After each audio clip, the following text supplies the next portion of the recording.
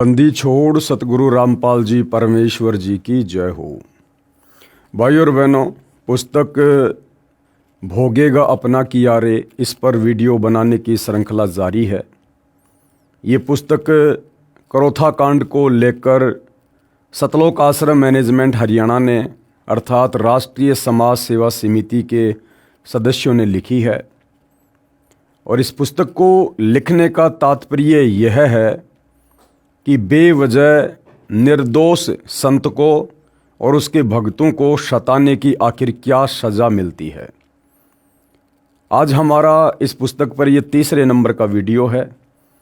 पिछली वीडियो में आप जी ने देखा करोथा कांड 2006 के बाद किस तरह से जिन जिन लोगों ने करोथा कांड के ऊपर हमला करने में अपनी भूमिका निभाई थी, कुछ लोग गांव डीगल के थे, कुछ झज्जर के थे, कुछ बागपुर गांव के थे, और उसके बाद कैसे उन परिवारों का सर्वनाश हुआ।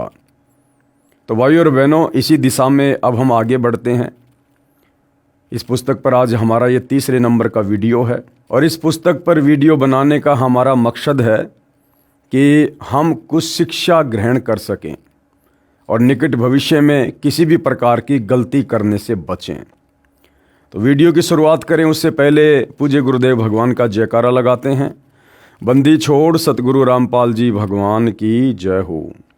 परमपिता परमात्मा सारी सृष्टि के रचनहार, कुल मालिक, असंख्य ब्रह्मांडों के स्वामी, जगत गुरु, तीनों लोकों में प्रवेश करके सबका धारण पोषण करने वाले राजाधिराज, आत्माधार, नाथों के नाथ, देवों के देव महादेव, सर्वेश्वर, महेश्वर, मृत्युंजय, अजरो अमर, आदि अनादि सनातनी प्रभु, जगत पिता जगदीश्वर, श्री श्री 1008 की उपाधि के वास्तविक अधिकारी, अकाल मूरत शब्द स्वरूपी राम वासुदेव, सर्वगतम ब्रह्म, परम पूज्य, प्रथम पूज्य, परम संत, परम पुरुष, परम धनी, परम दयालु, सत्य कबीर, हक्का कबीर, अल्लाहु कबीर, अल्लाहु अकबर, बाखबर, अल्लाह ताला, जगत के तारणहार, जगत के मुक्तिदाता, जगत के जगन्नाथ, हारे के सहारे, हिंदुओं के राम, मुसलमानों के अल्लाह, सिखों के वाहिगुरु, ईसाइयों के मसीह, दया के सागर दयानिधि, करुणा के सागर करुणानिधि, स्वयंभू परिभू, संकट मोचन, कष्ट हरण, मंगल करण, दुख भंजन,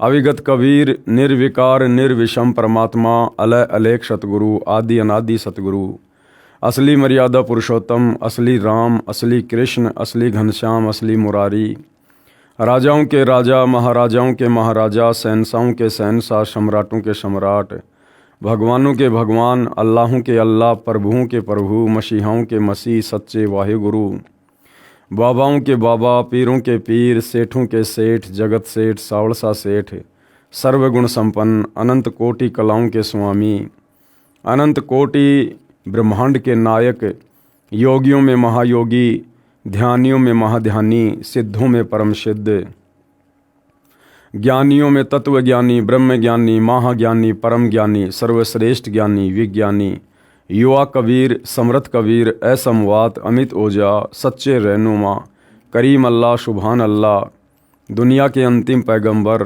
8 सितंबर 1951 से गांव धनाना, जिला सोनीपत, हरियाणा, भारतवर्ष की पावन भूमि पे प्रकट रियल कल की भगवान, श्री नारायण साकार हरि, श्री बाबा साहेब, नूर अनंत परमात्मा, सच्चे दरवेश, सच्चे बाखबर, संत श्रोमणी सतगुरु रामपाल जी परमेश्वर जी के चरण कमल में साध संगति से जुड़े हुए देश विदेश से आप और हम सभी सत्सेवक भाई बहनों का अनंत कोटि दंडवत प्रणाम।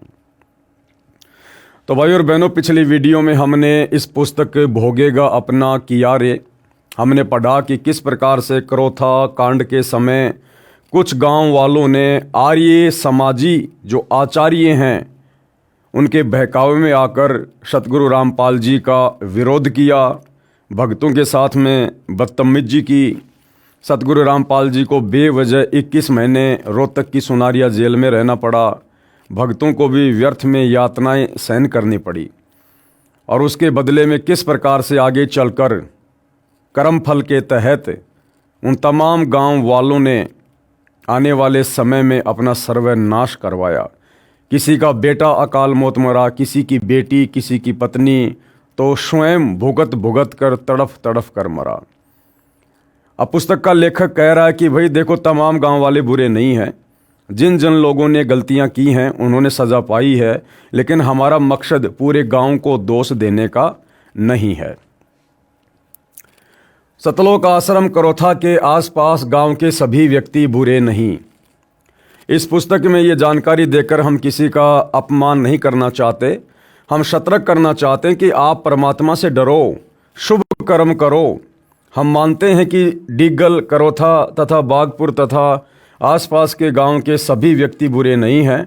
कुछ व्यक्ति ही दुष्ट हैं जो अन्य को गुमराह करके अपराध करा रहे हैं। गांव डिग्गल का मांगेराम पुत्र पृथ्वी एक बैड एलिमेंट है।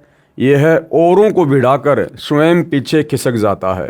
करोथा आश्रम पर आक्रमण कराने तथा गांव डिग्गल के भोले भालों को शराब पिलाकर झगड़े के लिए उकसाने में इस व्यक्ति की अहम भूमिका रही, परंतु इसको और इसके परिवार के किसी सदस्य को कहीं खरोच तक नहीं आई। कारण यह है कि यह औरों को आगे करके स्वयं भाग जाता है। पुस्तक का लेखक क्या कह रहा है कि ये जो मांगेराम नाम का व्यक्ति है ना गांव करोथा का, ये क्या करता है, ये और व्यक्तियों को भिड़ाकर, भ्रमित करके, उकसाकर आगे कर देता है और खुद पीछे खिसक जाता है, जिस कारण से इस व्यक्ति पर अभी तक कोई खरोंच नहीं आई है। लेकिन भाइयों और बहनों, बात ऐसी नहीं है। चाहे खुद आगे आकर गलती करो, चाहे किसी दूसरे को उकसाकर गलती करवाओ, दोष बराबर है। मेन कारण क्या है, अभी इस व्यक्ति के पुण्य कर्म अधिक हैं पूर्व जन्मों की भक्ति के, और जिस दिन इस व्यक्ति के पाप का घड़ा भरेगा, इसके पुण्य नष्ट होंगे। और पुण्य नष्ट उस समय ज़्यादा होते हैं जब कोई व्यक्ति भक्तों और संतों के साथ में बेवजह ईर्ष्या करता है। तो अभी इस व्यक्ति मांगेराम के पास में पूर्व जन्म की भक्ति के कारण संचित किए गए पुण्य बाकी हैं, जिस कारण से अभी इसके ऊपर कोई विशेष खरोच नहीं आ रही है। ठीक इसी प्रकार भाइयों और बहनों, सतलोक आश्रम मैनेजमेंट हरियाणा वालों को, सतगुरु रामपाल जी के कलयुगी परिवार वालों को हम साध संगति से जुड़े सत्सेवक भाई बहन सूचित करना चाहते हैं कि ठीक इसी प्रकार वर्तमान में आप सतलोक आश्रम के मुख्य लोगों को जो विशेष दिक्कत नहीं आ रही है, परेशानियां नहीं आ रही है, बरवाला कांड में विशेष भूमिका निभाने के बावजूद भी, और बाकी लाखों की संगत बेचारी अकाल मौत मर रही है। हजारों की संख्या में भगत इसार की तारीखों पर जाने वाले अकाल मौत मरे। अपने घर पर बैठे भगत हजारों की संख्या में अकाल मौत मर रहे हैं। क्यों? क्योंकि आप सतलोक आश्रम वालों ने उनकी तमाम प्रकार की मर्यादाएं तुड़वा रखी हैं। 2014 बरवाला कांड के बाद से गुरुदेव के भक्ति विधान के विपरीत आप लोगों ने तमाम प्रकार के मनवश कुकर्म करवाकर, कभी धनाना में बैडमिंटन का स्टेडियम बनवाकर, कभी संगत को हरियाणा के जाट आरक्षण में बैठाकर, संगत के दान धर्म का पैसा उन आरक्षण वालों को दिलवाकर, कभी राजस्थान के गैंगस्टर आनंदपाल जैसे की सीबीआई जांच का समर्थन करवाकर, तो राजपूत करणी सेना को 5 लाख रुपए नगद देकर, कभी अयोध्या में आन उपासकों के लिए भंडारा लगवाकर, कभी रोहतक में परशुराम की जयंती में भगत समाज को बैठाकर, ये तमाम प्रकार के कुकर्म जो आप सतलोक आश्रम वालों ने करवाए हैं। लेकिन फिलहाल आप सतलोक आश्रम के मुख्य लोगों पर कोई समस्या नहीं आ रही है और संगत की दुर्गति हो रही है। कारण वही सेम है, क्योंकि अभी आप सतलोक आश्रम वालों के यानी सतगुरु रामपाल जी के परिवार वालों के पुण्य अधिक हैं। मर्यादा तो हालांकि सबकी टूटी हुई है, आश्रम वालों की भी, गुरुदेव के परिवार वालों की भी और नादान संगत की भी। लेकिन भाई जिसकी बैटरी चार्ज है, गुरुदेव भगवान कहते हैं वो चाहे कितने खोटे कर्म क्यों ना करो, उसको खरोंच भी नहीं आएगी। जिस प्रकार एक व्यक्ति तो भक्ति करते करते भी दुखी है, समस्याओं का सामना कर रहा है, और एक व्यक्ति ऐसा है जो भक्ति नहीं करता, सारा दिन बकवाद करता है, शराब पीता है, शराब का ठेका खोल रखा है, मांस खाता है और उसकी मौज हो रही है। क्यों?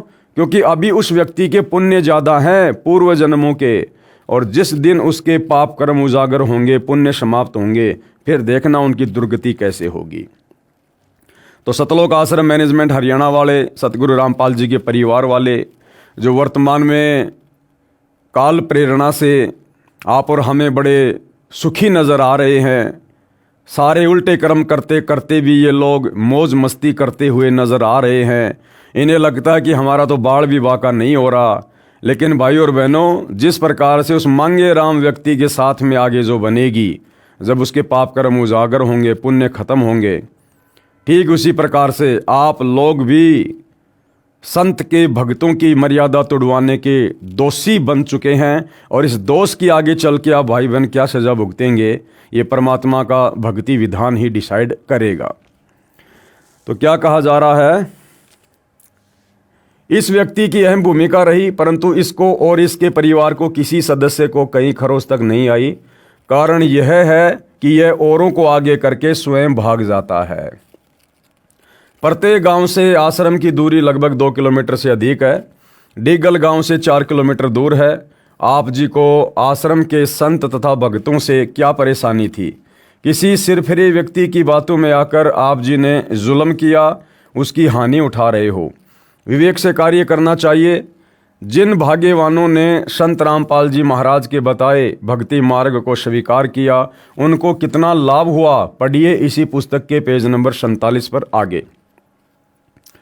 अब आगे क्या लिखा जा रहा है, डिग्गल गांव के तथा अन्य सर्व भगत सुखी। गांव डिग्गल में जितने भी आश्रम के भगत हैं, सर्व सुख से बसे हैं। भगत सुरेश दास पाना गांजा गांव डिग्गल का उदाहरण भी प्रत्यक्ष है। यह स्वयं शराब पीता था, नालियों में गिरा रहता था। इसकी धर्मपत्नी यशवंती को दौरे पड़ते थे। सुरेश ने शराब त्याग दी, वह देवता बन गया। बहन यशवंती, पत्नी सुरेश उसी समय से स्वस्थ हो गई। परमात्मा का कमाल देखिए कि भगत सुरेश के दोनों लड़के दिल्ली पुलिस में एक ही समय की भर्ती में नौकरी लग गए। एक पैसा नहीं लगा। गांव वालों ने कहा कि कितने रुपए दिए रिश्वत के?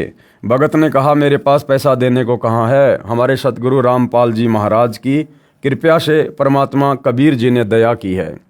ये बात गांव वालों के गले नहीं उतरी। डिगल गांव के भगत निर्विकार तथा अन्य सर्व भगत सुखी जीवन जी रहे हैं। संत रामपाल जी महाराज को विश्व के उद्धार के लिए परमात्मा ने भेजा है। परमात्मा ने नहीं भेजा, सतगुरु रामपाल जी स्वयं ही परमात्मा है। ये लेखक की अपनी ज्ञानहीनता है। जो विरोध कर रहे हैं वे बाद में रोया करेंगे। संत रामपाल जी महाराज सामान्य व्यक्ति नहीं है, ये परमात्मा के भेजे अवतार हैं। कृपया प्रमाण इसी पुस्तक के पेज नंबर 72 से 124 पर भविष्यवाणियां जो सत्य सिद्ध हो रही हैं।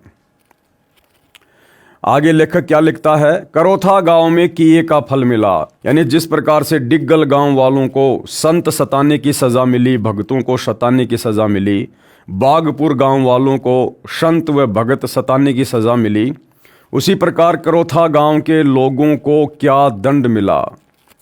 करोथा गांव के व्यक्ति अधिकतर अपने काम तक सीमित हैं। उनको आर्य समाज के लोगों ने भ्रमित किया। अधिकतर व्यक्ति फिर भी निष्पक्ष रहे। कुछ दुष्ट टाइप के व्यक्ति, शराबी, कबाबी, अपराधी किस्म के व्यक्तियों ने ही दुष्ट आचार्यों का साथ दिया और शतलोक आश्रम करोथा पर आक्रमण करने के लिए आर्य समाजियों के साथ गए, जो पुलिस के साथ मुठभेड़ में घायल हुए। उनको हरियाणा सरकार ने 50-50 हज़ार रुपये इनाम दिया। 12 जुलाई 2006 के करोथा कांड के 2-3 महीनों के पश्चात पप्पू पुत्र सूबे के परिवार के 7 सदस्य दुर्घटना में मरे। उस जीप दुर्घटना में करोथा गांव के 16 व्यक्ति आश्रम के पास मर गए। मरने वालों में 7 तो एक ही परिवार के थे। जो घायल जीवित बचे थे वे रोहतक के PGI-MS अस्पताल में दाखिल करवाए गए। वहाँ पर एक भगत अपने रिश्तेदार से मिलने गया था। जो घायल हुए थे वे बता रहे थे कि जीप जब आश्रम से आधा किलोमीटर थी, नहर से पार होते ही आश्रम स्पष्ट दिखाई देता है। किसी यात्री ने पूछा कि यह सामने क्या है। उसी समय मरने वाले संत रामपाल जी महाराज को गालियां देने लगे। 20 सेकंड के पश्चात धमाका हुआ। केवल वही व्यक्ति मरे जो बुरी बुरी गालियां संत जी को दे रहे थे। गांव के भक्तों ने बताया कि ये सभी मरने वाले आश्रम की बहन बेटियों को बहुत बुरा कहते थे। संत रामपाल जी महाराज को भी गालियां दिया करते थे।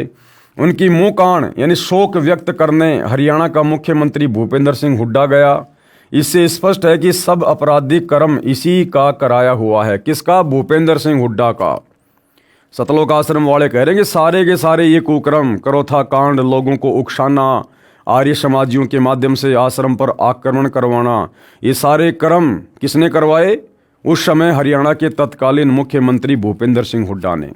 और भाई और बहनों, उसी भूपेंद्र सिंह हुड्डा को इसी सतलोक आश्रम मैनेजमेंट हरियाणा ने, सतगुरु रामपाल जी के परिवार ने 2019 में फिर से हरियाणा का मुख्यमंत्री बनाने के लिए कमर तोड़ मेहनत की। हरियाणा की संगत से भूपेंद्र सिंह हुड्डा का, जो करोथा कांड का मुख्य अपराधी है, उसको वोट भी डलवाए, उसको सपोर्ट भी किया। अब आप समझ सकते हैं भाई और बहनों, सबसे बड़े गुरुद्रोही कौन हैं।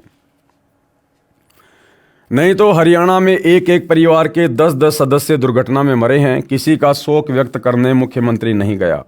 तो उस दुर्घटना में घायल हुए थे, उनमें से एक भोगल नाम का अपराधी तो पागल हो गया, पैर खराब हो गए, 2.5 वर्ष तक भुगत कर मरा।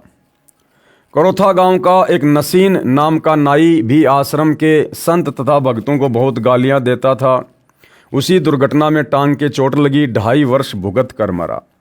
गांव करोथा का एक हरिचंद पुत्र लालचंद, जो छुडानी आश्रम के महंत का विशेष चेला था, भक्तों तथा संतों को बहुत गालियां देता था, उसका सतीश नाम का बेटा उसी दुर्घटना में घायल हुआ, कोमा में चला गया, एक हाथ एक पैर काम छोड़ गया, फिर भुगत कर मरा। इस व्यक्ति ने आश्रम के प्रति बहुत गलत आरोप लगाए थे तथा लोगों को जैली गंडासे लेकर आश्रम पर आक्रमण करने के लिए लाउड स्पीकर लगाकर प्रेरित किया था। इसको छुड़ाने के अवधूत आश्रम के महंत से पैसे तथा प्रोत्साहन मिला था। इसने कढ़ाई चढ़ाकर बदमाशों को लड्डू जलेबी खिलाई थी। इसके पश्चात गांव करोथा में कहर का सिलसिला शुरू है।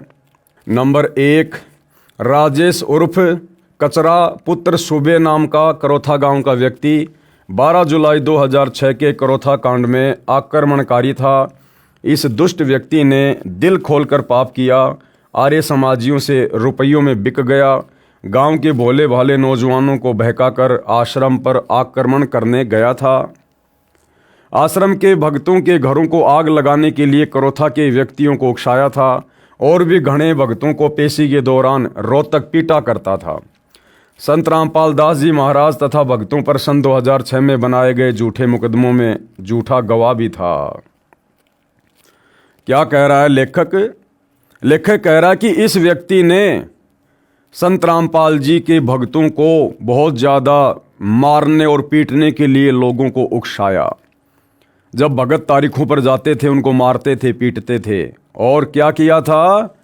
और इसने संत रामपाल जी के मुकदमों में झूठी गवाही भी दी। तो भाई सतलोक आश्रम वालों, जो शिक्षा तुम इन गांव वालों को दे रहे हो, क्या तुम्हारे ऊपर लागू नहीं है? मुझ पवन दास की 12 अगस्त 2025 की इसार कोर्ट की तारीख पर मेरे साथ गए 2 भक्तों को आप सतलोक आश्रम वालों ने, सतलोक आश्रम के मीडिया प्रभारी चांद राठी ने गुंडे भेजकर सतलोक आश्रम धनाना से, जिनका मुखिया था बसंत सैनी गांव गांद्रा जिला रोहतक वाला, जो सतलोक आश्रमों में सारनाम देता है, क्या आप लोगों ने उन भक्तों की बेवजह पिटाई नहीं करवाई? और ये चांद राठी सतलोक आश्रम का मीडिया प्रभारी, ये खुद मेरे 420 के झूठे मुकदमे में गवाह है।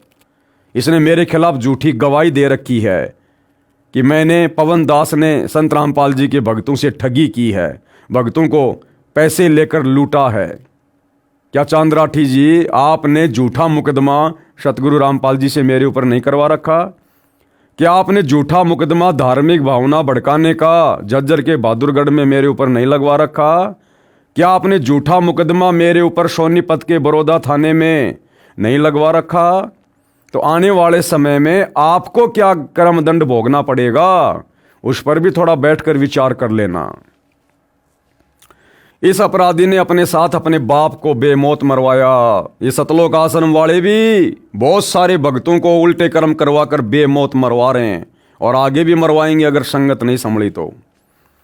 तथा स्वयं भी बेमौत मारा गया। इसने किसी की बहन बेटी को बुरा भला कहा था। उसी के प्रतिशोध में कुछ हथियारबंद लोगों ने कचरे के घर पर आकर ही गोली मार दी। इसके पिता की तो वहीं पर मौत हो गई। ये अपराधी 10 दिन तक रोहतक PGIMS में भुगत कर मरा, अपने किए का फल भोगा। सतलोक आश्रम मैनेजमेंट हरियाणा का वर्ल्ड कोऑर्डिनेटर देशराज दिल्ली वाला जो उत्तर प्रदेश का शामली आश्रम संभालता है, क्या उसने मुझ पवन दास को मोबाइल पर गाली नहीं दी थी कि तेरी बेटी को मैं कोठे पर बैठा दूंगा और तेरे मुंह में मूतूंगा मैं अगर हमारे खिलाफ कुछ बोला तो। और सतगुरु रामपाल जी का चाचा का लड़का सुरेश धनाना वाला, सतगुरु रामपाल जी के छोटे भाई महेंद्र का लड़का अमित, क्या इन लोगों ने मुझ पवन दास को जी भरकर माँ बहन की गालियां नहीं दी? क्या आप सतलोक आश्रम के कोऑर्डिनेटर सात संगतियों में बेवजह जा जाकर बेचारे निर्दोष भक्तों की मार पिटाई नहीं करते? पुलिस प्रशासन को बीच में डालकर सात संगतियां नहीं रुकवाते? क्या मुझ पवन दास की आप लोगों ने 3 बार बेवजह पिटाई नहीं की? तो भाई आप लोग भी तैयार रहिए, भोगेगा अपना किया रे, पावेगा अपना किया रे। नंबर 2, करोथा गांव का सोनू पुत्र अशोक अनुसूचित जाति का। यहाँ पर भाई और बहनों लेखक के द्वारा जो शब्द लिखा गया है अनुसूचित जाति का, इसका यहाँ पर कोई औचित्य नहीं बनता है। जिसने करोथा आश्रम पर 12 जुलाई 2006 को आक्रमण किया, पुलिस मुठभेड़ में घायल हुआ, हरियाणा सरकार से 50,000 रुपये इनाम प्राप्त हुआ, वह दोषी बाद में फांसी पर लटक कर मरा, अपने किए पाप का कर्म भोगा। नंबर 3, करोथा गांव का देवेंद्र उर्फ काड़ू पुत्र ईश्वर 12 जुलाई 2006 को आश्रम पर आक्रमण करने गया, पुलिस मुठभेड़ में घायल हुआ, सरकार से 50,000 रुपये इनाम पाया, कर्जे से दुखी होकर घर छोड़कर भाग गया। पता नहीं कहाँ मरा है या जीवित है, 5 वर्ष से लापता है। वह भक्तों और संत रामपाल जी महाराज को बहुत गालियां देता है। आगे नंबर 6, करोथा गांव का जय भगवान पुत्र गरीबा नाम का आदमी पहले संत रामपाल जी महाराज का शिष्य था। उसकी बेटी 10 वर्ष से तड़प रही थी। संत रामपाल जी महाराज से नाम लेने के पश्चात स्वस्थ हो गई। बाद में यह अपराधी गुरुद्रोही होकर भक्तों को रोहतक पेशी पर पहचान बताता था कि यह उनका शिष्य है। अन्य किसी गांव तथा आसपास के गांव के आदमी भक्तों को पीटा करते थे। जिनके घरों में वर्तमान में कहर हो रहा है, अधिकतर भुगत कर मर चुके हैं। स्वयं जय भगवान जहर खाकर मरा। नंबर 5, करोथा गांव का जसवीर उर्फ जस्सड़ पुत्र टेका इतना दुष्ट था कि जब भगवान के घर करोथा के भक्तों व संत के साथ की अत्याचार का लेखा होगा तो ये पहली लाइन में पहला व्यक्ति होगा जो इतना जालिम और दुष्ट था। इसने पेशी पर आने वाले भक्तों को बहुत तंग किया, उनके सिर फोड़े, घायलों को भी पीटता था, अभद्र गालियां देता था। इसने आर्य समाजियों से रुपए लेकर उनका गुलाम बनकर शराब पिलाकर जवान बच्चों को लाकर आश्रम के भक्तों पर जुल्म करता तथा करवाता था।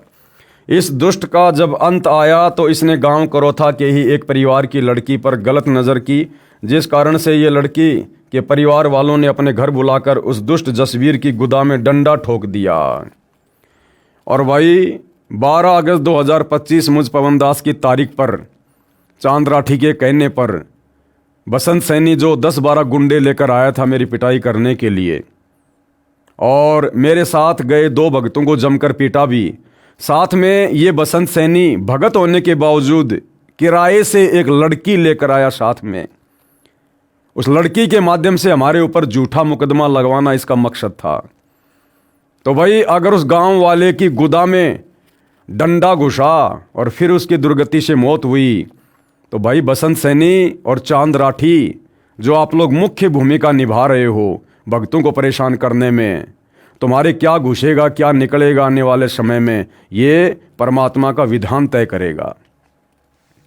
जिस कारण से उस अपराधी की मौत कई दिन भुगतकर रोहतक मेडिकल में हुई। करोथा गांव के सुंदर पुत्र सैजू ने करोथा के एक भगत के ट्रैक्टर पर तेल डालकर आग लगाई थी। भगत को तो परमात्मा ने नया ट्रैक्टर दे दिया। सुंदर अपराधी भक्तों के साथ बहुत दुर्व्यवहार करता था। इस जालिम दुष्ट के ढाबे पर भूखी कुतिया आ गई, उसको रोटी डालना तो दूर तेल डालकर जिंदा जला दिया। इससे अंदाज़ा लगाया जा सकता है कि वह अपराधी भक्तों को कितना सताता होगा। इसने अपने किए का दंड भोगा। इसकी दिमाग की नस फट गई, 4 वर्ष बेहोश कोमा में रहा, तब इस अपराधी का अंत हुआ। अरे भैया, इस प्रकार की घटनाएं तो सतलोक आश्रम के बड़े बड़े भक्तों के साथ में घट चुकी हैं। आप सतलोक आश्रम वालों ने खुद एक पुस्तक लिखी है, करोथा कांड का रहस्य, और सच बनाम झूठ और न्यायालय की गिरती गरिमा। और आप खुद सतलोक आश्रम वाले, जब आप लोगों की कोर्ट में तारीखें पड़ती थी तो तारीखों पर जाने से बचने के लिए आप लोग क्या क्या एफिडेविट लगाया करते थे। बसंत सैनी पागल हो गया, पीजीआईएमएस में उसको भर्ती करवा दिया गया, वो रात कोई हॉस्पिटल छोड़कर भाग गया, हमें मिल ही नहीं रहा। तो ये दुर्गति तो आप आश्रम वालों की भी खूब हुई है भाई, ये दुर्गति तो आप आश्रम वालों की भी खूब हुई है। और वही दुर्गति उन गांव वालों की हुई। तो गांव वालों की तो इसलिए हुई क्योंकि उन्होंने गलती की। फिर आप सतलोक आश्रम से जुड़े बड़े बड़े भक्तों की दुर्गति क्यों हो रही है भाई? आप लोगों की ऐसी दुर्गति क्यों हुई जो आप लोग पागल हुए मुकदमों के कारण? आप लोग हॉस्पिटल छोड़ छोड़ के भागने लगे पागल होकर। आप लोगों की दुर्गति क्यों हुई? तो गलती पर कहीं न कहीं आप लोग भी तो हैं। नंबर 7, करोथा गांव का आदमी करतार पुत्र रूपचंद आश्रम पर आक्रमण करने गया, पुलिस मुठभेड़ में घायल हुआ, सरकार से 50,000 रुपये इनाम प्राप्त किया, भक्तों को गाली देता, दुर्व्यवहार करता था, भक्तों के घरों को आग लगाने की कोशिश की, वह 1.5 वर्ष भुगत कर मरा। और सतलोक आश्रम वालों, जब दिल्ली में साथ संगति थी, आप सतलोक आश्रम वालों ने दिल्ली पुलिस को पैसे देकर शराब पिलाकर और बीच भोग की आरती में तुम लोगों ने अपने गुरु की भोग की आरती भी पूरी नहीं होने दी। परमात्मा की फोटोएं नीचे गिरा दी, ज्योति नीचे गिरा दी, हलवा नीचे गिरा दिया, और बीच आरती में तुम सतलोक आश्रम वालों ने पुलिस के माध्यम से बेचारे भोले भाले सात संगति वाले भक्तों को मारना और पीटना शुरू किया, और मार मार कर उनको वहां से भगा दिया। और कुछ भक्तों को साथ में पुलिस ले गई और पुलिस ने बेरहमी से तुम लोगों के कहने पर उन भक्तों को पीटा। तो आने वाले समय में तुम्हारे साथ क्या होगा भैया? परमात्मा समदृष्टि है, पक्षपात नहीं करता, भोगेगा अपना किया रे। गांव करोथा का पाड़े पुत्र ओमल भक्तों को तंग करता था, आश्रम जाने से रोकता था, आर्य समाजियों से रुपए लेकर जुल्म कर रहा था। 2 वर्ष पश्चात जहर की गोलियां खाकर मरा। नंबर 9, नरेश पुत्र धर्म सिंह काठमंडी रोहतक, इसकी पत्नी पागल थी, रोहतक पागल वार्ड में दाखिल थी। लड़की के मामा जी ने संत रामपाल जी महाराज से उपदेश ले रखा था। वे उस लड़की को संत रामपाल जी महाराज के पास लेकर गए, वह तुरंत स्वस्थ हो गई। नरेश तथा उसकी पत्नी ने नाम लिया, सुख का जीवन जीने लगे। करोथा कांड के पश्चात गुरुद्रोही हो गया, गुरु जी को गालियां देने लगा। पाखंडी मधु परमहंस रांजड़ी जम्मू वाले नकली संत से नाम ले लिया। 2 वर्ष पश्चात किसी के घर चिनाई का कार्य करने गया था, छत से गिरकर मर गया। करोथा गांव जिला रोहतक में 10-15 दिन में मौत हो जाना आम बात है। जिला रोहतक के करोथा गांव में मौत का कहर शेष पढ़ें 166 नंबर पेज पर। अब इसके बाद भाई और बहनों दूसरा गांव है गांव बरहाना में मौत का कहर। यानी गांव बरहाना के जिन जिन लोगों ने 2006 के करोथा कांड में अपनी जैसी भी भूमिका निभाई, उसके तहत आने वाले समय में कर्म फल के तहत उनको क्या क्या सजा भोगनी पड़ी। आर्य समाजी आचार्यों का बोया बीज कहां तक हानि कर सकता है, भोले व्यक्ति अब भी नहीं समझ पा रहे हैं। किस कारण से गांव में कहर टूट रहा है। जवान जवान व्यक्ति कोई जहर खाकर मर रहा है, कोई दुर्घटना के कारण मर रहा है, कोई फांसी लगाकर मर रहा है। ठीक इसी प्रकार 2014 बरवाला कांड के बाद सबसे पहले तो सतलोक आश्रम मैनेजमेंट हरियाणा ने, सतगुरु रामपाल जी के परिवार ने सतलोक आश्रम बरवाला में बरवाला कांड का बीज बोया। और बरवाला कांड के बाद आज वर्तमान 2025 तक लगातार जिस प्रकार से ये लोग संगत से मर्यादा तोड़वा रहे हैं, राजनीतियां कर करके, झूठा समाज से भाईचारा निभा के, और जो बीज इन लोगों ने बो दिया है, और भाई और बहनों किसी से छुपा हुआ नहीं है। आज वर्तमान में सतगुरु रामपाल जी की संगत पर जिस प्रकार से कहर टूट रहे हैं, सार नाम प्राप्त भक्तों की जिस प्रकार दुर्गति से मौतें हो रही हैं, ये किसी से छुपा हुआ नहीं है। तो आम संगत से भी हम प्रार्थना करते हैं कि भैया कर्म फल तो भोगना पड़ेगा, चाहे गलत काम करो, चाहे गलत काम करने वाले का साथ दो। इसलिए संगत अगर बचना चाहती है तो भाई इन सतलोक आश्रम वालों का पीछा छोड़ो। गुरुदेव भगवान ने हमें जो ज्ञान दे रखा है, जो भक्ति दे रखी है, घर बैठकर मर्यादा में रहकर अपनी भक्ति करो, जब तक गुरुदेव भगवान अपने मिशन को पूरा करके हिसार जेल से बाहर नहीं आ जाते हैं। कोई फांसी लगाकर मर रहा है, इन्होंने भी आर्य समाजियों के बहकावे में आकर दिल खोलकर संत रामपाल जी महाराज की निंदा की थी, गालियां दी थी। यह कहर तभी समाप्त होगा जब ये लोग परमात्मा के ज्ञान को समझेंगे और संत रामपाल जी महाराज जी से दीक्षा लेकर भक्ति करेंगे। अरे दीक्षा लेकर भक्ति करने वाले आप सतलोक आश्रम वाले भगत ही अभी तक संत रामपाल जी को नहीं समझे। आप लोग ही अभी तक उनकी मर्यादाओं को ठीक से समझकर ज्ञान को आधार बनाकर भक्ति नहीं कर पा रहे। ये दुनिया भला तुम लोगों के समझाने पर क्या खाक समझेगी। दुनिया के ऊपर उन लोगों के शब्दों का असर होता है जो खुद मर्यादा में रहकर भक्ति करता है और सत्कर्म करता है। आज तुम सतलोक आश्रम वालों ने जिस प्रकार से 2014 बरवाला कांड के बाद कुकर्म करके हिसार जेल में बैठकर अपने गुरु को खून के आंसू रुलवाए हैं, ये किसी से छुपा हुआ नहीं है। तो तुम्हारे शब्दों का असर दुनिया पर भला कैसे होगा। सतगुरु रामपाल जी से दीक्षा लेकर भक्ति करेंगे, जिस कारण से इस जीवन में सुखी होंगे और अगले जीवन में भी सुखी या अच्छी भक्ति करके पूर्ण मोक्ष प्राप्त करेंगे। गांव बरहाना, जिला झज्जर, हरियाणा में मौत के कहर के शिकार हुए नौजवानों की सूची पढ़ें इसी पुस्तक के पेज नंबर 165 पर आगे। विशेष यही दशा करोथा आश्रम के आसपास के अन्य गांव की है। यहाँ पुस्तक विस्तार के कारण नहीं लिख रहे हैं। उस क्षेत्र को किसने क्या दिया, इन दुखदायी घटनाओं को याद करके हमारी आत्मा रो रही है, क्योंकि ये भी इंसान थे, परंतु दुष्ट व्यक्तियों ने अपने स्वार्थ के कारण ये हाल करा दिया। यदि सत्य को जान लेते तो पाप से बच जाते और ये दिन ना देखने पड़ते। इन आर्य समाजी आचार्यों ने क्या दिया इन गांवों को, जो आप पढ़ चुके हैं, और संत रामपाल जी महाराज ने क्या दिया इन गांवों को। संत रामपाल जी महाराज के ज्ञान को सुनकर भक्तों ने सर्व बुराई त्याग दी, स्वच्छ जीवन जी रहे हैं। प्रत्येक गांव में प्रमाण है, इसलिए हम बार बार निवेदन करते हैं कि आप सत्य असत्य को स्वयं जानें और भक्ति करके मनुष्य जीवन सफल करें। आर्य समाजियों ने शराब पिलाकर अपराध कराए और मासूम लोग मरवाए। तुम सतलोक आश्रम वालों ने भी दिल्ली पुलिस वालों को शराब पिलाकर पैसे देकर साथ संगति में कितने भक्तों की पिटाई करवाई भाई, बताइए। तो कर्म तो आप भी वैसे ही कर रहे हो, और जैसी सज़ा उन लोगों ने पाई, भाई समय आने पर परमात्मा के दरबार में सज़ा आप भी पाओगे। आर्य समाजियों ने शराब पिलाकर अपराध कराए और मासूम लोग मरवाए। मृत्यु तो भक्तों की भी होगी, परंतु इस मृत्यु में और जो व्यक्ति पाप कर्म कर रहे हैं उस मृत्यु में बहुत अंतर है। भक्तों ने मनुष्य जीवन का उद्देश्य पूरा किया, मृत्यु के समय परमात्मा के विमान में बैठकर जाएंगे, मोक्ष प्राप्त करेंगे। जो पाप कर्म करके जीवन व्यर्थ करके मरे या मरेंगे, उनको यम के दूत अपराधी की तरह बांध कर ले जाएंगे। कबीर परमेश्वर ने कहा है, कबीर आए हैं सो जाएंगे, राजा रंक फकीर, एक विमान में चढ़ चले एक बंध्या जात जंजीर। आश्रम से चोरी करने वाले पुलिस वालों का सर्वनाश। यानी करोथा कांड के बाद में करोथा आश्रम से कुछ पुलिस वालों ने लेखक के अनुसार चोरियां की है। उन चोरी करने वाले पुलिसकर्मियों का आगे चलकर क्या हाल हुआ है लेखक बयां कर रहा है। सतलोक आश्रम करोथा को सरकार ने अपने कब्जे में लेकर सुरक्षा के लिए पुलिस छोड़ दी। एक रणधीर नाम का पुलिस वाला गांव हथवाला, जिला जिंद का रहने वाला डीएसपी का गनमैन था।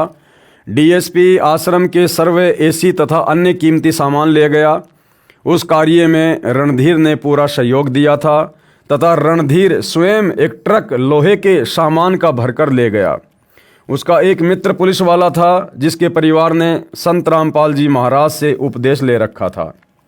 रणधीर गनमैन ने अपने मित्र से एक दिन के लिए ट्रैक्टर मांगा। कारण बताया कि आश्रम से माल ले जाऊंगा। उसने अपने पुत्र से कहा कि तेरे अंकल को ट्रैक्टर दे देना। लड़का संत रामपाल जी महाराज का शिष्य था। जब उस भगत बच्चे को पता चला तो कहा कि आप हमारे पिता के मित्र हैं, हम आपकी सर्व मदद कर सकते हैं, परंतु इस महापाप में सहयोग नहीं दे सकते। और अंकल कान खोलकर सुन ले, तुम उस आश्रम से एक पेचकस भी मत ले जाना, नहीं तो सर्वनाश को प्राप्त हो जाओगे। परंतु उसको काल उठा रहा था। उसने किराए पर ट्रक लिया, एक ट्रक सामान आश्रम से चोरी करके ले गया। उसने करोथा आश्रम से एक ट्रक सामान के भरकर बेचकर रुपए लिए। 6 महीने पश्चात वह अपराधी पुलिस वाला रणधीर जहर की गोली खाकर मौत को प्राप्त हुआ तथा डीएसपी का इकलौता पुत्र विष खाकर मर गया। उसकी लड़की का पति मर गया, दूसरी जगह विवाह किया, फिर वह लड़की मर गई। स्वयं शुगर का मरीज है, पैर का अंगूठा तथा उंगली गलकर कट गई। गरीबदास जी ने अपनी अमृतवाणी में कहा है कि परमात्मा उन दुष्ट लोगों को चुन चुन कर मारता है जो भक्तों तथा संतों को दुखी करते हैं। अन्य और भी बहुत सारे प्रमाण हैं। यहाँ पुस्तक विस्तार को देखते हुए नहीं लिख रहे, समझदार को संकेत पर्याप्त है। भाई करोथा कांड के समय तो करोथा गांव के आसपास के लोगों ने, पुलिस वालों ने संत रामपाल जी को जो दुखी किया, उसका कारण अलग था, क्योंकि उन लोगों ने आश्रम से चोरी करी, झूठे मुकदमे लगाए, संत जी के खिलाफ झूठी गवाही दी, लोगों को उकसाया। तो उन लोगों ने तो इस प्रकार से संत रामपाल जी को दुखी किया, तंग किया, परेशान किया, और आने वाले समय में उन्होंने सजा भी पाई। अब 2014 बरवाला कांड में सबसे बड़ी भूमिका सतलोक आश्रम मैनेजमेंट हरियाणा की। भक्तों को काले कपड़े पहनाकर कमांडो बना दिया, संत रामपाल जी के झूठे आदेशों की आड़ में पुलिस वालों से लड़ने मरने के लिए खड़ा कर दिया। और 2014 बरवाला कांड के बाद से संत रामपाल जी की तमाम मर्यादाओं को तुड़वाते हुए आज संगत को संत रामपाल जी से कोसों दूर कर दिया है। भले लोग आश्रमों में जा रहे हैं, आ रहे हैं, अपने आप को भगत समझ रहे हैं, परंतु मर्यादाओं में नहीं है। संत जी का कोई आशीर्वाद उनके ऊपर नहीं है। और आज आए दिन सैकड़ों की संख्या में संगत अकाल मौत मर रही है, एक्सीडेंट में, जहर खाकर, फांसी खाकर। 16-16 भगत एक एक साथ एक्सीडेंट में मर रहे हैं। हिसार तारीख पर जाते समय महाराष्ट्र के लातूर के भगत 2 मिनी बसों में सवार होकर आ रहे थे।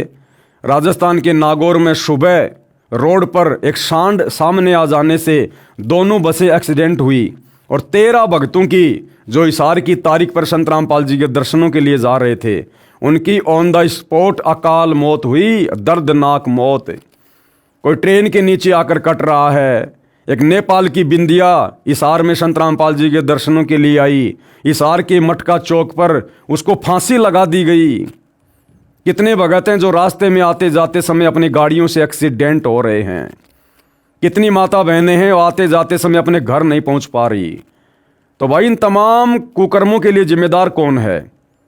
इन तमाम कुकर्मों के लिए जिम्मेदार सतलोक आश्रम मैनेजमेंट हरियाणा है। और वर्तमान में हिसार जेल से जो विशेष संदेश आ रहे हैं, सतगुरु रामपाल जी इन आश्रम वालों के कुकर्मों को देख देख कर रो रो कर संदेश दे रहे हैं, रो रो कर कि नालायको, तुम तो जगत वालों से भी गए गुजरे हो गए, जगत वालों से भी। और गला रुंध जाता है सतगुरु रामपाल जी का जिस समय वो संदेश देते हैं कि मुझे इतने वर्ष हो गए तुम्हारे को समझाते हुए, तुम्हें किस दिन अकल आएगी। तुम्हें जरा सा सुख होता है और तुम पक्के एजेंट काल के बन जाते हो। उसके बावजूद भी आश्रम वाले कुकर्म करने से बाज नहीं आ रहे। तो भाई और बहनों, अभी भक्तों की बैटरी थोड़ी चार्ज है, लेकिन परमात्मा से पंगा बहुत महंगा पड़ता है। आने वाले समय में भोगेगा अपना किया रे। अब आगे गुरुदेव भगवान क्या कह रहे हैं। श्री कृष्ण जी मथुरा त्याग कर द्वारिका में बसे। क्यों बसे? मथुरा के आसपास के लोगों से दुखी होकर, परेशान होकर अंत में श्री कृष्ण जी ने मथुरा छोड़ दिया और द्वारिका जाकर बसे। तो लेखक कहना चाहता है कि इसी प्रकार करोथा गांव के आसपास के लोगों से दुखी होकर सतगुरु रामपाल जी को भी रोहतक में अलग थलग रहना पड़ा, सुनारिया जेल में। और पीछे से गांव वालों ने फिर जैसा किया था उसका कर्म फल भी भोगा। श्री कृष्ण जी मथुरा त्याग कर द्वारिका में बसे। श्री कृष्ण जी का जन्म मथुरा के राजा कंस की जेल में हुआ। जन्म से ही दुश्मनों की लाइन लग गई थी। मामा कंस, चाणूर, शिशुपाल, जरासिंध, काल्यवन आदि ने श्री कृष्ण जी के साथ अनेकों जुल्म किए, जिस कारण से महात्मा कृष्ण जी और नरसंहार न हो, इस उद्देश्य से मथुरा त्याग कर रातों रात अपने सर्व परिवार तथा सेना लेकर मथुरा से लगभग 1500 किलोमीटर दूर द्वारिका में बसे। द्वारिका समुद्र में एक बहुत बड़ा टापू था।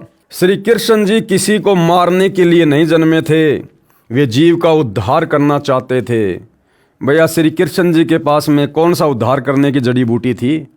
उनको काल ने स्पेशल विष्णु का अवतार बनाकर महाभारत के युद्ध में उसके माध्यम से विशेष भूमिका अदा करने के लिए करोड़ों लोगों को मरने और मरवाने के लिए तो भेजा था। और श्री कृष्ण जी किसका उद्धार करने आए थे? क्या उनका खुद का उद्धार है क्या? वे खुद काल के जाल में हैं। तो भाइयों और बहनों, ये लेखक की ज्ञानहीनता है जो सतलोक आश्रम से जुड़ा हुआ है। श्री कृष्ण जी किसी को मारने के लिए नहीं जन्मे थे, वे जीव का उद्धार करना चाहते थे। परंतु जनता के दुश्मन महापुरुष के साथ ही जन्म लेते हैं। वे दुष्ट व्यक्ति महापुरुष के साथ झगड़ा कर अपने कर्म खराब करते हैं, अपना इतिहास खराब करते हैं, जिसके परिणाम स्वरूप भविष्य में निंदा के पात्र बनते हैं तथा घोर पाप के भागी बनते हैं। ठीक है भाई, लेखक के अनुसार किसी महापुरुष के साथ में दुष्ट व्यक्तियों का भी जन्म होता है और वे दुष्ट व्यक्ति आगे चलकर अपने कर्म बिगाड़ते हैं, फिर महापाप के भागी बनते हैं। तो ठीक है भाई, करोथा कांड 2006 में तो गांव के आसपास के लोग उन्होंने सतगुरु रामपाल जी जैसे महापुरुष के साथ में दुर्व्यवहार किया, उनको परेशान किया, तंग किया, आश्रम को तहस नहस किया। संत जी को 21 महीने रोहतक की सोनारिया जेल में कष्ट उठाने पड़े और आगे चलकर उन लोगों ने फिर अपना कर्मफल भी भोगा। लेकिन भाई 2014 बरवाला कांड, जरा उस पर भी एक नज़र डाल लो। अरे 2014 के बरवाला कांड में भाई ना तो डिग्गल गांव के लोगों की कोई भूमिका, ना बागपुर वालों की, ना करोथा वालों की, ना झज्जर वालों की, ना आर्य समाजियों की, ना उनके आचार्यों की, ना किसी धर्मगुरु के, ना किसी राजनेता की।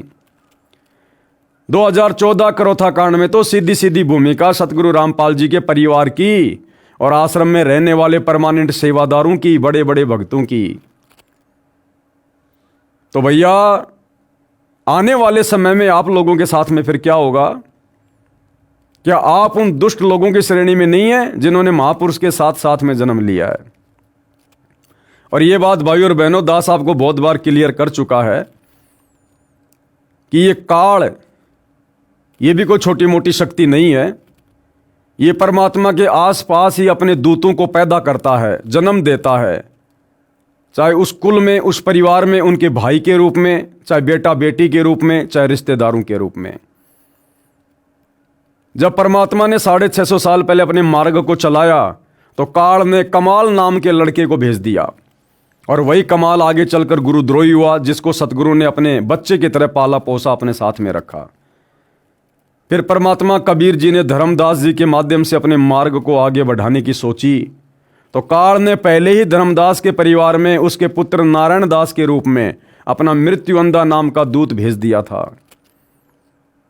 इसी प्रकार भाई और बहनों, जब गरीबदास जी आए तो भी विशेष तौर पर लोगों ने उनकी बातों को स्वीकार नहीं किया। नानक जी के दोनों बेटे अंत में उनके दुश्मन हो गए, अलग से उन्होंने अपना पंथ शुरू कर दिया। और जब 8 सितंबर 1951 को पुणे सतगुरु रामपाल जी धरती पर आए तो साथ साथ काल ने उनके भाई के रूप में अपना दूत भेज दिया, उनके दोनों बेटों के रूप में आगे चलकर अपने दूत भेज दिए, उनके रिश्तेदारों के रूप में अपने दूत भेज दिए। और बरवाला कांड 2014 में इन्हीं लोगों की मुख्य भूमिका रही है भक्तों से अपने भगवान को दूर करवाने की। और वो निरंतर कोशिश आज भी जारी है। 2025 तक सतगुरु रामपाल जी के भक्ति विधान में गंदगी फैलाकर, मर्यादा तुड़वाकर भक्तों को भगवान से कोसों दूर करवाने की। तो भाई आने वाले समय में भोगेगा अपना किया रे। श्री कृष्ण भगवान के मथुरा से चले जाने के पश्चात वहाँ के जालिम लोगों ने अपनी विजय मानी तथा लड्डू बांटे थे। आज इतिहास गवाह है कि श्री कृष्ण तो पूजे हुए तथा विरोधियों का नाम कितनी नफरत से लिया जाता है। ठीक ये इतिहास करोथा कांड करके कुछ दुष्ट लोगों ने दोहरा दिया। कलयुग में इन दुष्ट व्यक्तियों के नाम कंस रावण की श्रेणी में आएंगे, जिन्होंने संत रामपाल जी महाराज के साथ जुल्म करके करोथा आश्रम खाली करवा कर मिठाई बांटी थी। और वही बरवाला कांड करवाने में जिन जिन लोगों की भूमिका रही है, फिर उनका नाम कौन सी लिस्ट में आएगा आने वाले समय में? कंस वाली में या रावण वाली में? हरियाणा के मुख्यमंत्री भूपेंद्र सिंह हुड्डा का भी काला इतिहास बनेगा। अगर हरियाणा के मुख्यमंत्री भूपेंद्र सिंह हुड्डा का काला इतिहास बनेगा तो उसी भूपेंद्र सिंह हुड्डा को 2019 में सतगुरु रामपाल जी के परिवार ने, सतलोक आश्रम के मुख्य भक्तों ने 2019 के चुनाव में जो भूपेंद्र सिंह हुड्डा का समर्थन किया, उसको वोट डलवाए। भैया साथ में उनका भी काला इतिहास लिखा जाएगा कि सतगुरु रामपाल जी के दोषी भूपेंद्र सिंह हुड्डा को सतगुरु रामपाल जी के परिवार के किन किन सदस्यों ने और किन किन भक्तों ने समर्थन किया। क्योंकि भगवान के दुश्मन का समर्थन करने वाला कौन? काल का दूत। तो आने वाले समय में सतगुरु रामपाल जी के परिवार का नाम भी इसी लिस्ट में होगा, जिस लिस्ट में भूपेंद्र सिंह हुड्डा का होगा। लेखक के अनुसार भूपेंद्र नाम से हुई घृणा, इसी तरह आने वाले समय में सतगुरु रामपाल जी के परिवार से भी लोगों को घृणा हो जाएगी। फिलहाल संगत की आंखें बंद हैं, लेकिन हमेशा नहीं रहेगी, कभी न कभी तो ज्ञान का प्रकाश होगा। और जिस दिन वो तत्व ज्ञान अंगड़ाई लेगा, यही संगत जो आज तुम्हारे झूठे आदेशों पर, झूठे पीले पर्चों पर एआई से बनाई गई सतगुरु रामपाल जी के नकली ऑडियो वीडियो पर विश्वास करके अंधी होकर तुम्हारे पीछे चल रही है, सारे कुकर्म कर रही है, अपनी मर्यादा तोड़वा रही है, साथ में जेल में बैठे अपने गुरु को दुखी कर रही है। आने वाले समय में जब इस संगत की बुद्धि ऑन होगी, सच्चाई का पता चलेगा, तो भैया तुम्हारे साथ में क्या होगा सतलोक आश्रम वालों। भूपेंद्र नाम से हुई घृणा। एक 12 वर्षीय लड़के ने 15 अगस्त 2013 को संत रामपाल जी महाराज से कहा कि गुरुदेव जी मेरा नाम बदल दो। संत जी ने पूछा कि वर्तमान में क्या नाम है। लड़के ने कहा भूपेंद्र। मैं इस कलंकित नाम को रखना नहीं चाहता, जिस नाम के व्यक्ति ने कंस से भी बढ़कर अत्याचार किया। ये कहकर बच्चे की आंखों में आंसू आ गए, क्योंकि 10 जुलाई 2006 को वह सत्संग सुनने के लिए अपनी माता तथा पिताजी के साथ करोता आश्रम में जा रहा था। डेगल गांव के कुछ दुष्ट लोगों ने उन तीनों को बुरी तरह से पीटा, बच्चे को छीनकर जमीन पर पटक दिया। वहीं पर पुलिस भी बहुत संख्या में खड़ी थी। जब पुलिस वालों से उसके पिता ने शिकायत की तो पुलिस वाले हंसने लगे। एक नेक पुलिस वाले ने कहा कि भगत वापस चला जा, ये सारा जुल्म मुख्यमंत्री भूपेंद्र करा रहा है, नहीं तो इनकी क्या मजाल, ये मुट्ठी भर लोग उधमस उतार दें।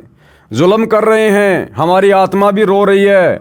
आपसे पहले तो इन्होंने बहुत सी बहन बेटियों के साथ सरेआम अभद्र बर्ताव किया है, उनके आभूषण भी छीन लिए, किराए के पैसे भी नहीं छोड़े, रोते हुए जान बचाकर भागे हैं। उस दिन से उस बच्चे को ये बात घर कर गई थी। उस दिन से वो रोते हुए घर चले आए थे। संत जी के जेल से आने के पश्चात ही मिल पाए थे। संत रामपाल जी महाराज ने कहा बेटा, नाम बुरा नहीं होता, काम बुरा होता है। अपराधी से नफरत नहीं करनी चाहिए, अपराध से नफरत करनी चाहिए। जो जैसा करेगा उसका फल परमात्मा अवश्य देगा। अपना किया भोगना पड़ता है। ऐसे अत्याचार की कथा सुनकर कलेजा मुंह को आता है। क्या भूपेंद्र सिंह हुड्डा तथा ऐसे जालिम व्यक्ति सुखी रह सकेंगे? कभी नहीं। भगवान के घर देर है अंधेर नहीं। तो सतलोक आश्रम वाले क्या लिख रहे हैं भाइयों और बहनों, कि सतगुरु रामपाल जी ने उस बच्चे से किया कि बेटा अपराधी से नफरत मत करो, अपराध से नफरत करो, और किसी के साथ लड़ाई झगड़ा नहीं करना। समय आने पर अपना किया अवश्य भोगेंगे। फिर भैया मुझ पवन दास का मुकदमा हिसार कोर्ट में चल रहा है। समय आने पर जज इंसाफ करेगा कौन सही है कौन गलत है। फिर तुम सतलोक आश्रम वाले गुंडों की भांति मुझ पवन दास पर हमला क्यों करते हो? जान से मारने की कोशिश क्यों करते हो भाई? अपने गुरु की बातों पे अमल करो ना। आर्य समाजियों का हथियार उन्हीं पर चला। ऐसे ही इन सतलोक आश्रम वालों के हथियार जो वर्तमान में ये यूज कर रहे हैं घटिया तरीके, ये इन्हीं के ऊपर चलेंगे, इन्हीं के ऊपर। आर्य समाजियों का हथियार उन्हीं पर चला।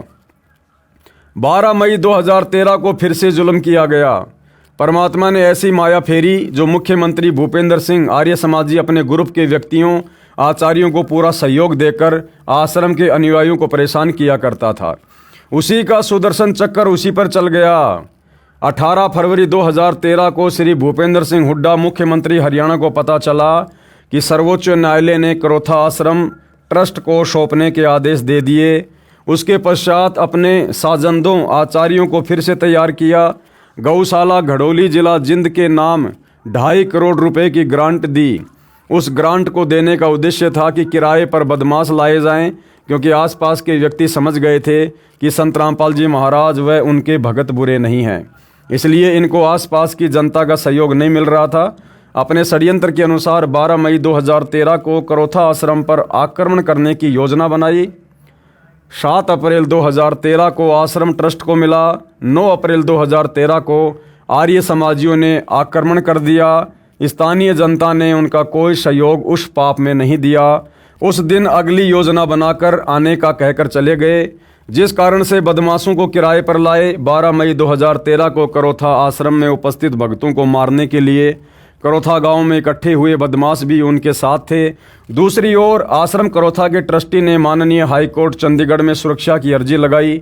समय की आवश्यकता को समझकर न्यायालय ने आश्रम की सुरक्षा के सख्त आदेश दिए, जिस कारण से करोथा आश्रम के चारों ओर पुलिस तैनात कर दी गई। पहले 12 जुलाई 2006 तथा 9 अप्रैल 2013 के आक्रमणों में स्थानीय पुलिस आर्य समाज के व्यक्तियों की खुलकर मदद करती रही थी, परंतु 12 मई 2013 को पुलिस बल बाहर से आया था। स्थानीय पुलिस अधिकारियों ने आर्य समाजियों को कह रखा था कि आप पहले पुलिस पर आक्रमण करना, पुलिस भाग जाएगी, परंतु कोर्ट के आदेश 10 मई 2013 को हुए थे, जिस कारण से उन उपद्रवियों को पता नहीं चला कि अब पुलिस भाग नहीं सकती, जिस कारण से अपनी पूर्व योजना अनुसार गांव करोथा के बस स्टैंड के पास रोहतक झज्जर रोड पर आश्रम से लगभग 1.5 किलोमीटर दूर स्कूल में आक्रमणकारियों को रोकने के लिए तैनात पुलिस पर आक्रमण कर दिया। पुलिस ने भी जवाब में कार्रवाई की, जिसमें एक करोथा गांव की औरत प्रोमिला सहित 3 उपद्रवियों की जानें गई। बहुत सारे घायल हुए, पुलिस वाले भी बहुत संख्या में घायल हुए। कमाल की बात है कि जैसे झूठे मुकदमे जुलाई 2006 में संत रामपाल जी महाराज व भक्तों पर बनाए थे, उसी तर्ज पर 12 मई 2013 को भी प्रोमिला नाम की औरत की हत्या का झूठा मुकदमा संत रामपाल जी महाराज तथा भक्तों पर बना दिया। जबकि सारा भारत टीवी पर देख रहा था, लाइव देख रहा था कि एक प्रोमिला नाम की औरत जो करोथा गांव की है, उस समय 3 की मौत पुलिस मुठभेड़ में हुई। वीडियो में वह प्रोमिला लाठी लेकर पुलिस से लड़ रही है, वह करोथा आश्रम से 1.5 किलोमीटर दूर मरी थी। जबकि संत रामपाल जी महाराज सतलोक आश्रम बरवाड़ा में 10, 11, 12 मई 2013 का पूर्व निर्धारित सत्संग कर रहे थे। बरवाला जिला हिसार में है, करोथा गांव से लगभग 100 किलोमीटर दूर है। अब जांच में संत रामपाल जी महाराज को निर्दोष पाया गया। दोनों प्रशासन तथा आर्य समाजी जो संत रामपाल जी महाराज तथा उनके भक्तों पर कहर ढाया करते थे, 12 मई 2013 को आपस में कट मरे। मुख्यमंत्री हरियाणा श्री भूपेंद्र सिंह हुड्डा ने संत रामपाल जी महाराज से प्रार्थना की, अपनी सरकार बचाने की गुहार लगाई। बिना शर्त सतलोक आश्रम करोथा खाली कर दिया गया, परंतु आश्रम पर हमारा कब्जा रहेगा, ऐसा ही हुआ। आश्रम पर ट्रस्ट का ताला लगाया गया। भगत समय समय पर आश्रम की सफाई करके आते हैं। सुरक्षा सरकार की जिम्मे है। यदि संत रामपाल जी महाराज ये परोपकार नहीं करते तो आश्रम को किसी कीमत पर सरकार खाली नहीं करवा सकती थी, क्योंकि सर्वोच्च न्यायालय के आदेश अनुसार करोथा आश्रम प्राप्त हुआ था। मिलिट्री भी आश्रम की सुरक्षा के लिए पहुंच गई थी, परंतु संत मान बढ़ाई नहीं चाहते, जनता की भलाई चाहते हैं। ये अनमोल कार्य महान संत ही कर सकते हैं। आश्चर्य की बात है कि मुख्यमंत्री श्री भूपेंद्र सिंह हुड्डा ने इतने बड़े परोपकार का भक्तों तथा संतों को क्या प्रतिफल दिया। कभी ये भी नहीं पूछा कि आप दुखी हो या सुखी हो। धन्यवाद करने का भी काम नहीं, परंतु हम तो उस विधान का पालन करते हैं, नेकी कर कुएं में डाल, जो बुरा करेगा उसका होगा बुरा हाल। भूपेंद्र सिंह हुड्डा का सुदर्शन चक्कर उसी पर चला।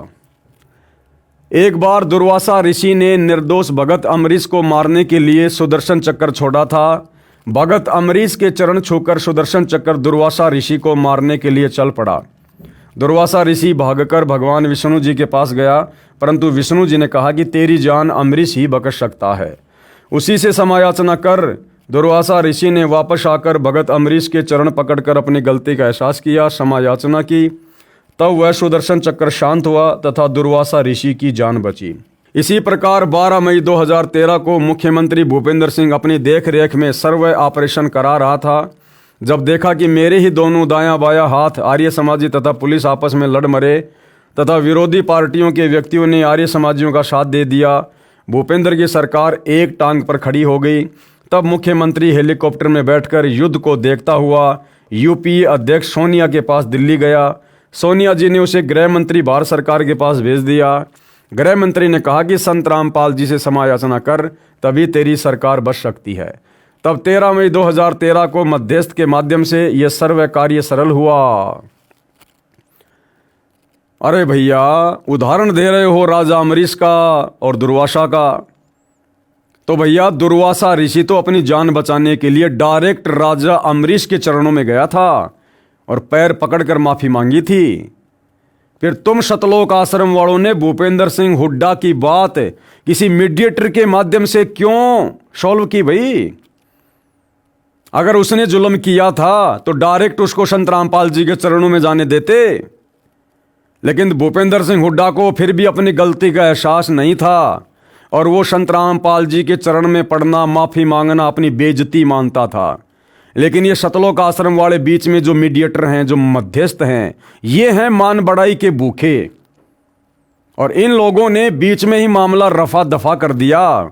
सतगुरु रामपाल जी तक उस भूपेंद्र सिंह हुड्डा को नहीं पहुंचने दिया और ना भूपेंद्र सिंह हुड्डा संत रामपाल जी तक जाना चाहता था।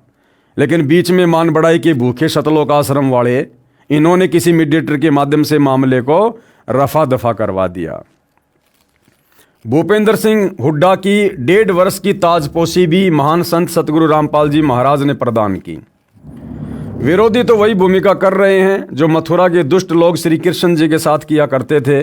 श्री कृष्ण जी की पूजा विश्व में हुई और विरोधी निंदा के पात्र बने तथा महापाप के भागी बने। जैसे मथुरा के व्यक्तियों ने श्री कृष्ण जी के मथुरा से चले जाने के पश्चात खुशी से मिठाई बांटी थी, वे श्री कृष्ण जी के अवतार धर्म में कोई बाधा नहीं बन सके, अपितु पाप के भागी बने। आज तक उनकी निंदा की जाती है। इसी प्रकार संत रामपाल जी महाराज को पूर्ण परमात्मा कबीर जी ने अवतार रूप में भेज रखा है। अरे भैया, सतगुरु रामपाल जी स्वयं अपने अवतार हैं, इनको भेजने वाला कोई सृष्टि में नहीं है। पढ़िए प्रमाण इसी पुस्तक के पेज नंबर 72 पर। दुष्ट व्यक्तियों ने मीडिया के माध्यम से संत रामपाल जी महाराज को कितना बदनाम किया, जनता तथा सरकार को विरोधी बना दिया, परंतु परमात्मा सदा सत्य का साथ देता है। संत रामपाल जी के कई लाख नए भगत बन गए, विरोधियों का विनाश हो रहा है। आगे लेखक क्या लिख रहा है?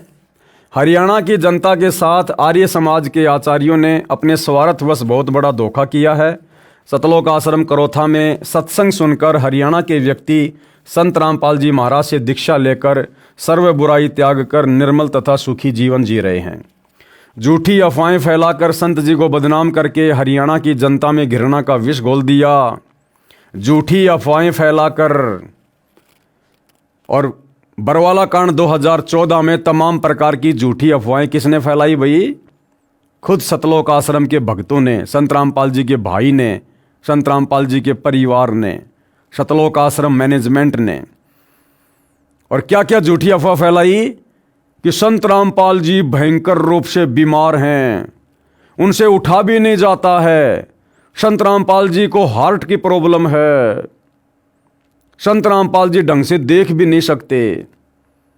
और संत रामपाल जी के छोटे भाई महेंद्र ने तो यहां तक झूठी अफवाह फैलाई मीडिया के सामने, जो वीडियो अभी आपको दिखाएंगे, कि संत रामपाल जी तो आश्रम में ही नहीं है, जबकि पुलिस प्रशासन ने धारा 144 5 दिन पहले लगा दी। चिड़ी का बच्चा आश्रम से बाहर नहीं जा सकता। और संत रामपाल जी का छोटा भाई पूरे विश्व के सामने मीडिया के माध्यम से झूठ बोल रहा है, अफवाह फैला रहा है कि हमने परसों ही संत रामपाल जी को बाहर हॉस्पिटल में शिफ्ट कर दिया। अरे भैया, जमीन के अंदर ही अंदर से लेकर गए थे क्या, या आसमान से उड़ाकर लेकर गए थे? 5 दिन से तो धारा 144 लगी हुई थी, किसको मूर्ख बना रहे हो? तो ये तमाम प्रकार की झूठी अफवाहें खुद सतलोक आश्रम वालों ने फैलाई और पुलिस प्रशासन को आश्रम पर आक्रमण करने के लिए भड़काया। अब भाई, सतगुरु रामपाल जी का भाई अगर इस प्रकार का बेबुनियादी बयान देगा कि संत रामपाल जी आश्रम में नहीं है, तो पुलिस प्रशासन और क्या करेगा कि भाई फिर गए कहां संत रामपाल जी, कौन से रास्ते से गए? तो खुद पुलिस वालों को संत रामपाल जी के परिवार ने आश्रम पर आक्रमण करने के लिए उकसाया। ये देखिएगा छोटा सा वीडियो संत रामपाल जी के भाई महेंद्र का। और फिर पूरी दुनिया ने देखा, 2 दिन बाद में सतगुरु रामपाल जी उसी आश्रम से पुलिस वालों के साथ उनकी गाड़ी में बैठकर पंचकुला गए मोहाली मेडिकल करवाने के लिए। देखिएगा। हमारे साथ संत रामपाल जी के भाई महेंद्र दास भी मौजूद हैं। इनसे जानेंगे, महेंद्र दास जी, अचानक से हालात काफी बिगड़ते नजर आ रहे हैं, तो ऐसे तो काफी नुकसान होने की आशंका है। ऐसा हम तो शांतिपूर्ण तरीके से बैठे हैं, अपने आश्रम के अंदर हैं और ये बल प्रयोग करना चाहते हैं, हमें नाजायज तंग कर रहे हैं। लेकिन आश्रम के लोग भी जैसे टकराव की स्थिति में नजर आ रहे हैं, तो क्या कोई बीच का रास्ता नहीं निकल सकता? बीच का तो यही है कि माननीय न्यायाधीश को चाहिए कि अपने विचार करे। हमको डकैत नहीं है, इतना बड़ा ये केस नहीं है, एक कोर्ट की अवमानना केस उन्होंने खुद बनाया, खुद सुन रहे हैं, इसमें न्याय की उम्मीद है? लेकिन जिस तरह से पुलिस कह रही है यहाँ तो गिरफ्तारी करनी पड़ेगी क्योंकि हाई कोर्ट के आदेश हैं, तो क्या संत रामपाल आत्मसमर्पण कर सकते हैं? अब वो यहाँ है ही नहीं, तो स्वास्थ्य इलाज करवा रहे हैं, बाहर गए हैं, उनको बाहर शिफ्ट कर दिया हमने परसों। लेकिन क्या वो आत्मसमर्पण करने के लिए तैयार हो जाएंगे? अगर हमारी हाई कोर्ट में बेल कैंसिल करते हैं तो नहीं होंगे, तो नाजायज बेल कैंसिल करने जा रहे हैं। आज उस पर सुनवाई है। अब उस केस का इस अवमानना से क्या लिंक था? ये अवमानना बनाई इसीलिए गई थी कि उस बेल कैंसिल करके अंदर ठोक दें। एक सबसे बड़ा सवाल यही है कि आपका कहना है कि संत रामपाल आश्रम के अंदर मौजूद नहीं है। अगर संत रामपाल आश्रम के अंदर मौजूद नहीं है तो क्यों फिर पुलिस को रोका जा रहा है? पुलिस अगर जाकर के चेक करती है संत रामपाल नहीं होंगे तो पुलिस वापस चली जाएगी। क्योंकि यहाँ कल एसडीएम ने और डीसी ने बताया, एसडीएम आदेश पड़ रहा था कि हमने इसको सील कर लिया है, नाजायज तरीके से सील करने के आदेश दिए, अपने आश्रम को नहीं छोड़े, आश्रम की सुरक्षा के लिए बैठे हैं अब हम। ठीक है, ओके।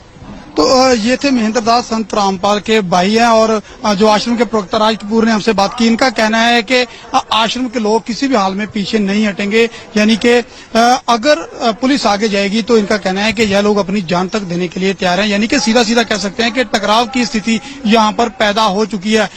अब देखना होगा कि ऐसे हालातों में आखिर इस मामले का निपटारा कैसे होगा, कैसे हाईकोर्ट के आदेश का पालन होगा और कैसे हो पाएगी संत रामपाल की गिरफ्तारी।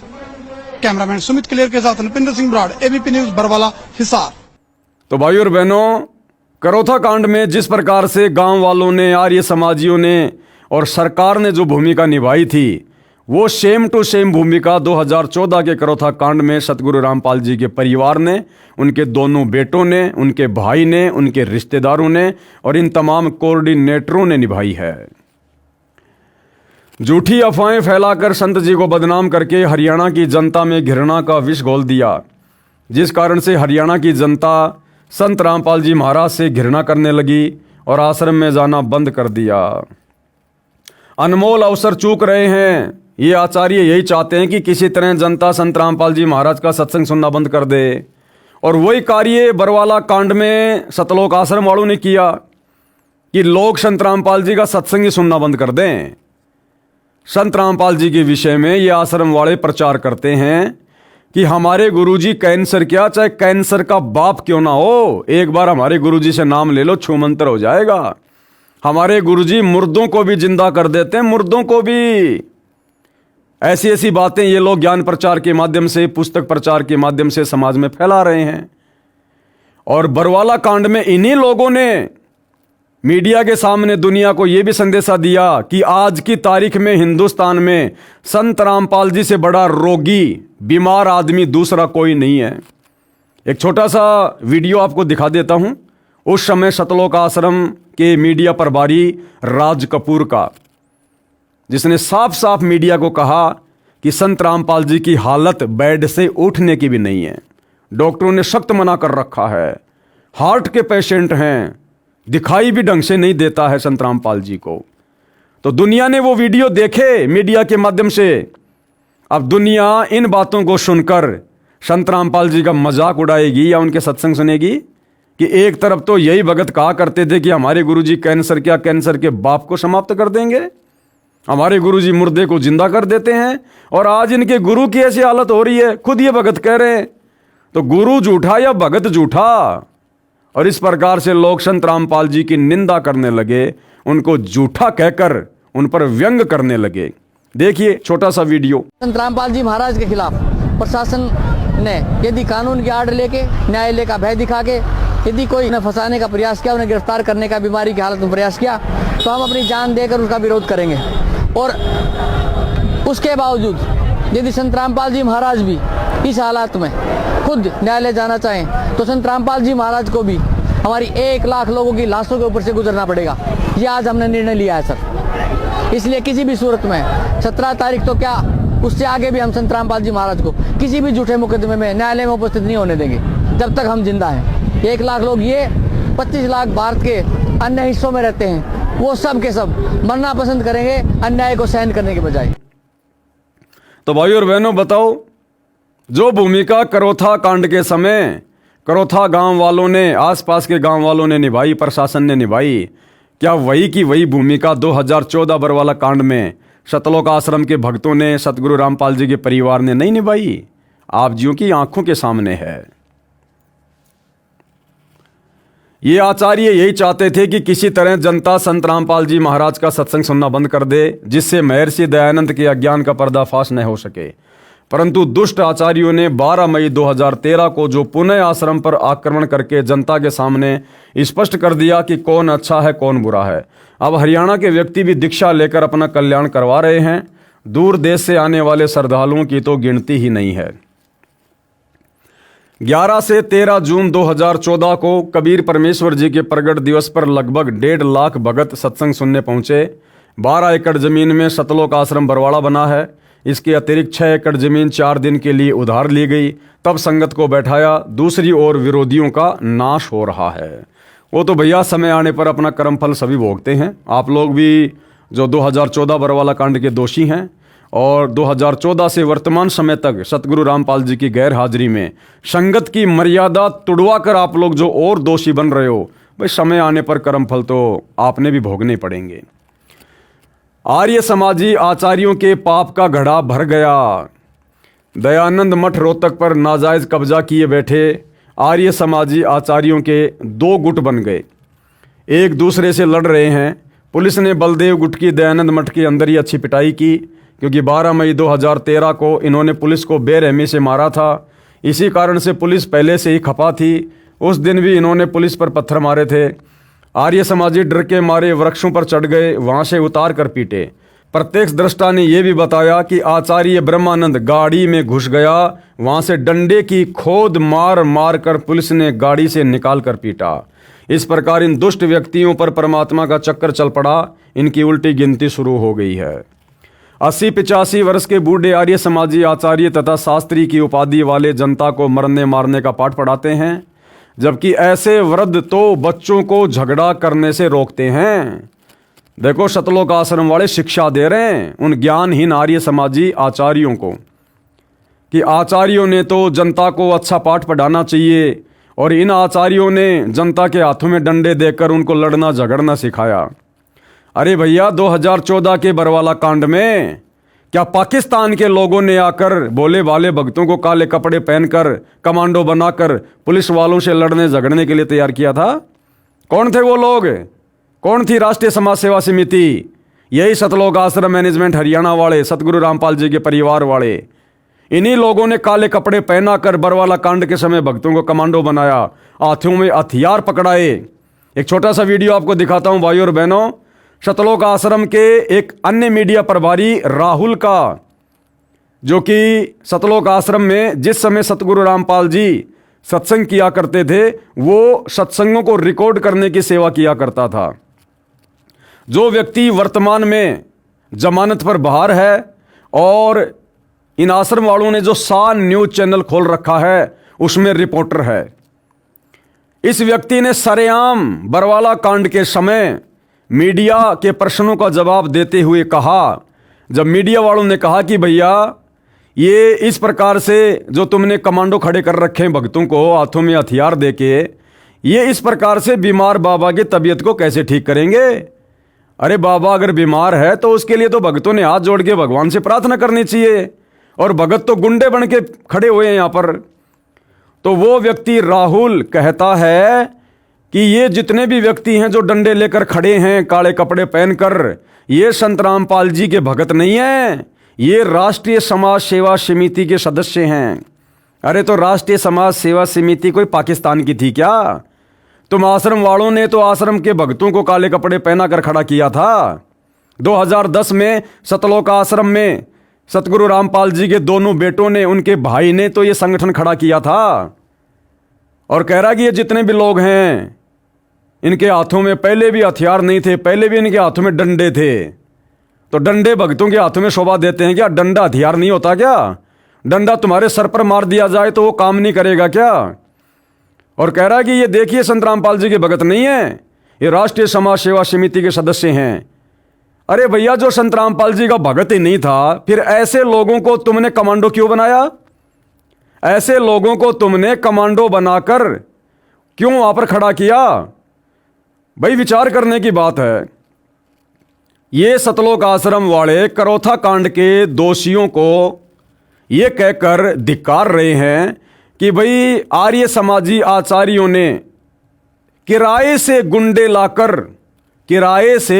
लाकर करौथा कांड में आश्रम पर आक्रमण करवाया। और ये खुद कह रहे हैं इस वीडियो के माध्यम से कि ये जितने भी काले कपड़े वाले हैं जिनके हाथों में डंडे हैं, ये संत रामपाल जी के भगत नहीं है, ये राष्ट्रीय समाज सेवा समिति के सदस्य हैं। तो भैया जो सतगुरु रामपाल जी का भगत नहीं है वो क्यों अपना सिर फुड़वाने के लिए सतलोक आश्रम में जाकर डंडा लेकर खड़ा होगा? इसका मतलब वो किराए पर लेके आए थे तुम लोग। फिर तुम आश्रम वाले भी तो पुलिस वालों को मरवाने के लिए किराए पर गुंडे लेके आए थे। एक बार ये वीडियो देख लो भाई और बहनों, इनकी सारी काली करतूतें सामने आ जाएंगी, देखिएगा। आखिर हाथ में हथियार उठाकर बाबा के समर्थक बीमार बाबा की तबीयत कैसे ठीक कर सकते हैं? पहले इनके पास हथियार था, अब डंडा क्यों? देखिए, ये संत रामपाल जी महाराज जी के अनुयायी नहीं है सब, ये राष्ट्रीय समाज सेवा समिति के कमांडो हैं। और राष्ट्रीय समाज सेवा समिति के कमांडो यहाँ पर सारे सुरक्षा व्यवस्था देखते हैं। और ये पहले इनके हाथ में, आपने कहा कि पहले इनके हाथ में हथियार थे, अब इनके हाथ में लाठियां हैं। इन सभी के हाथों में पहले भी हथियार नहीं थे, इनके हाथ में पहले भी लाठियां थी। और ये यहाँ पर जो भी कोई अभद्र व्यवहार ना हो, किसी भी प्रकार का कोई अफरा तफरी का माहौल ना हो, इस तरह से इन्होंने लाठी डंडे यहाँ पर हाथ में।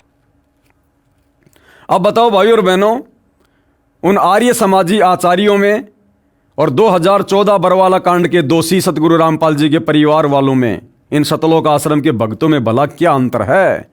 वो भी किराए के गुंडे लाए और ये आश्रम वाले भी बरवाला कांड में किराए के ही गुंडे लाए थे। 80-85 वर्ष के बूढ़े आर्य समाजी आचार्य तथा शास्त्री की उपाधि वाले जनता को मरने मारने का पाठ पढ़ाते हैं, जबकि ऐसे वृद्ध तो बच्चों को झगड़ा करने से रोकते हैं और ये झगड़ा करने के लिए उकसाते हैं। तो ये जनता के नाशक हैं। इन लोगों ने भी उन बेचारे नादान भक्तों को कमांडो बनाकर बरवाला कांड में यही कहकर उकसाया कि गुरुजी का आदेश है, गुरुजी तारीख पर नहीं जाना चाहते और अगर पुलिस आश्रम पर हमला करती है तो हमने पीछा नहीं हटना, मरने और मारने के गुरुजी ने आदेश दे रखे हैं। तो क्या तुम लोगों ने नहीं उकसाया बेचारे भोले भाले भक्तों को? अपने 6 भाई बहनों की तुमने वहां पर मौत करवा दी। ये झगड़ा करने के लिए उकसाते हैं तो ये जनता के नाशक हैं, ये सिमटते जा रहे हैं क्योंकि ये झूठे तथा उपद्रवी व्यक्ति हैं।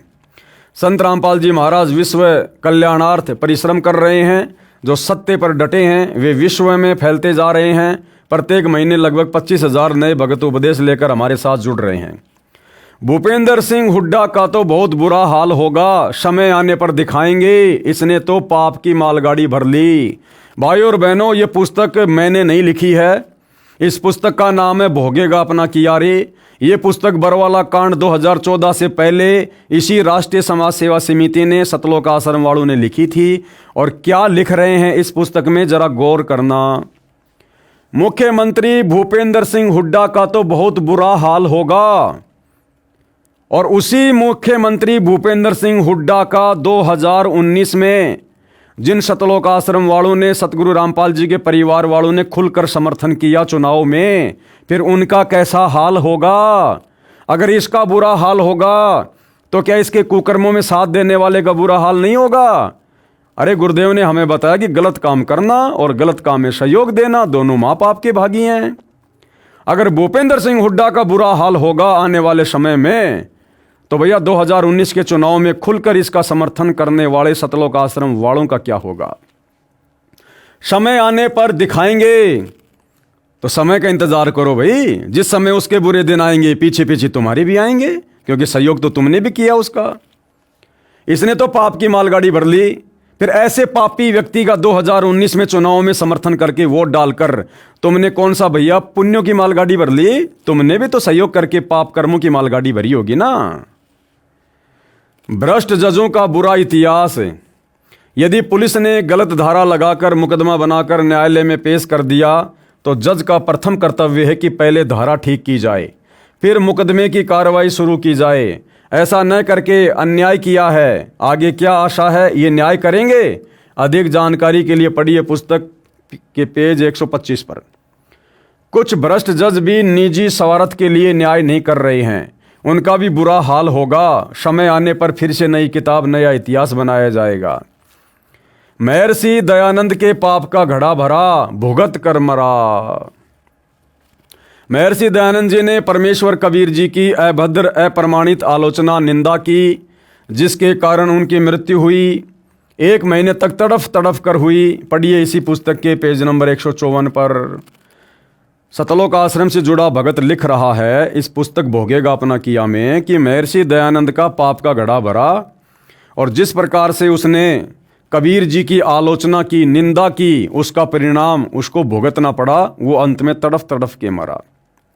देखो भाई, संतों की, महापुरुषों की या सतगुरु रामपाल जी की निंदा चाहे खुद करो चाहे दूसरों से करवाओ, बात एक ही है।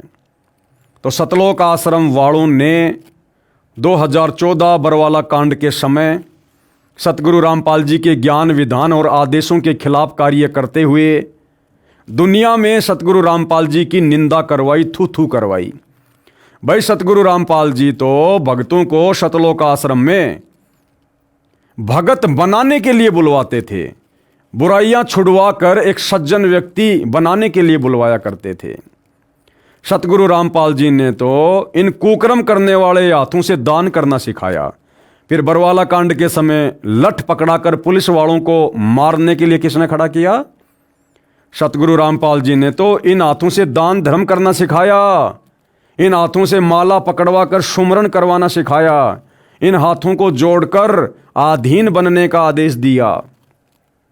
फिर बरवाला कांड में उन्हीं भक्तों को काले कपड़े पहनाकर, कमांडो बनाकर, उनके हाथों में लठ, पत्थर, पेट्रोल बम पकड़ाकर पुलिस वालों के सामने मरने मारने के लिए किसने खड़ा किया? अरे सतगुरु रामपाल जी तो अपने भक्तों को बताते हैं कि बच्चों, हमने तो बेवजह किसी चींटी का भी रास्ता नहीं रोकना, उसको भी दुखी नहीं करना। आत्मा दुखी तो परमात्मा दुखी। फिर बरवाला कांड में पुलिस वालों के ऊपर ईंटों से पथराव करवाकर उन भक्तों के कर्म किसने फुड़वाए भाई? क्यों इस प्रकार के जुल्म करवाए? तो क्या आने वाले समय में आप लोगों को भोगना नहीं पड़ेगा? दूसरी बात, बरवाला कांड के बाद में इन्हीं सतलोक आश्रम वालों ने 2019 के चुनाव में करोथा कांड के मुख्य अपराधी इन्हीं की कलम से जो ये लिख रहे हैं, भूपेंद्र सिंह हुड्डा को समर्थन क्यों दिया? हरियाणा की भगत जनता से, भगत समाज से उस भूपेंद्र सिंह हुड्डा को वोट क्यों डलवाए? और जब इन लोगों ने कांग्रेस का खुलेआम समर्थन किया तो क्या बीजेपी सरकार वालों ने, बीजेपी सरकार के समर्थकों ने संत रामपाल जी की जमकर आलोचना नहीं करी होगी, जमकर निंदा नहीं करी होगी? लोगों ने यही सोचा कि भाई, हम तो ये सोचा करते थे कि संत रामपाल जी तो राजनीति से दूर हैं, और संत रामपाल जी अपने सत्संगों में भी कहते हैं कि हम तो एक गैर राजनीतिक संस्था चलाते हैं, हमारा राजनीति और किसी राजनेता से कोई लेना देना ही नहीं है। और अब क्या हो गया? जेल जाते ही संत रामपाल जी ने अपने पैतरे क्यों बदल दिए? क्योंकि जनता को यह थोड़ी पता कि ये सारे के सारे कुकर्म उनकी आड़ में उनका परिवार कर रहा है।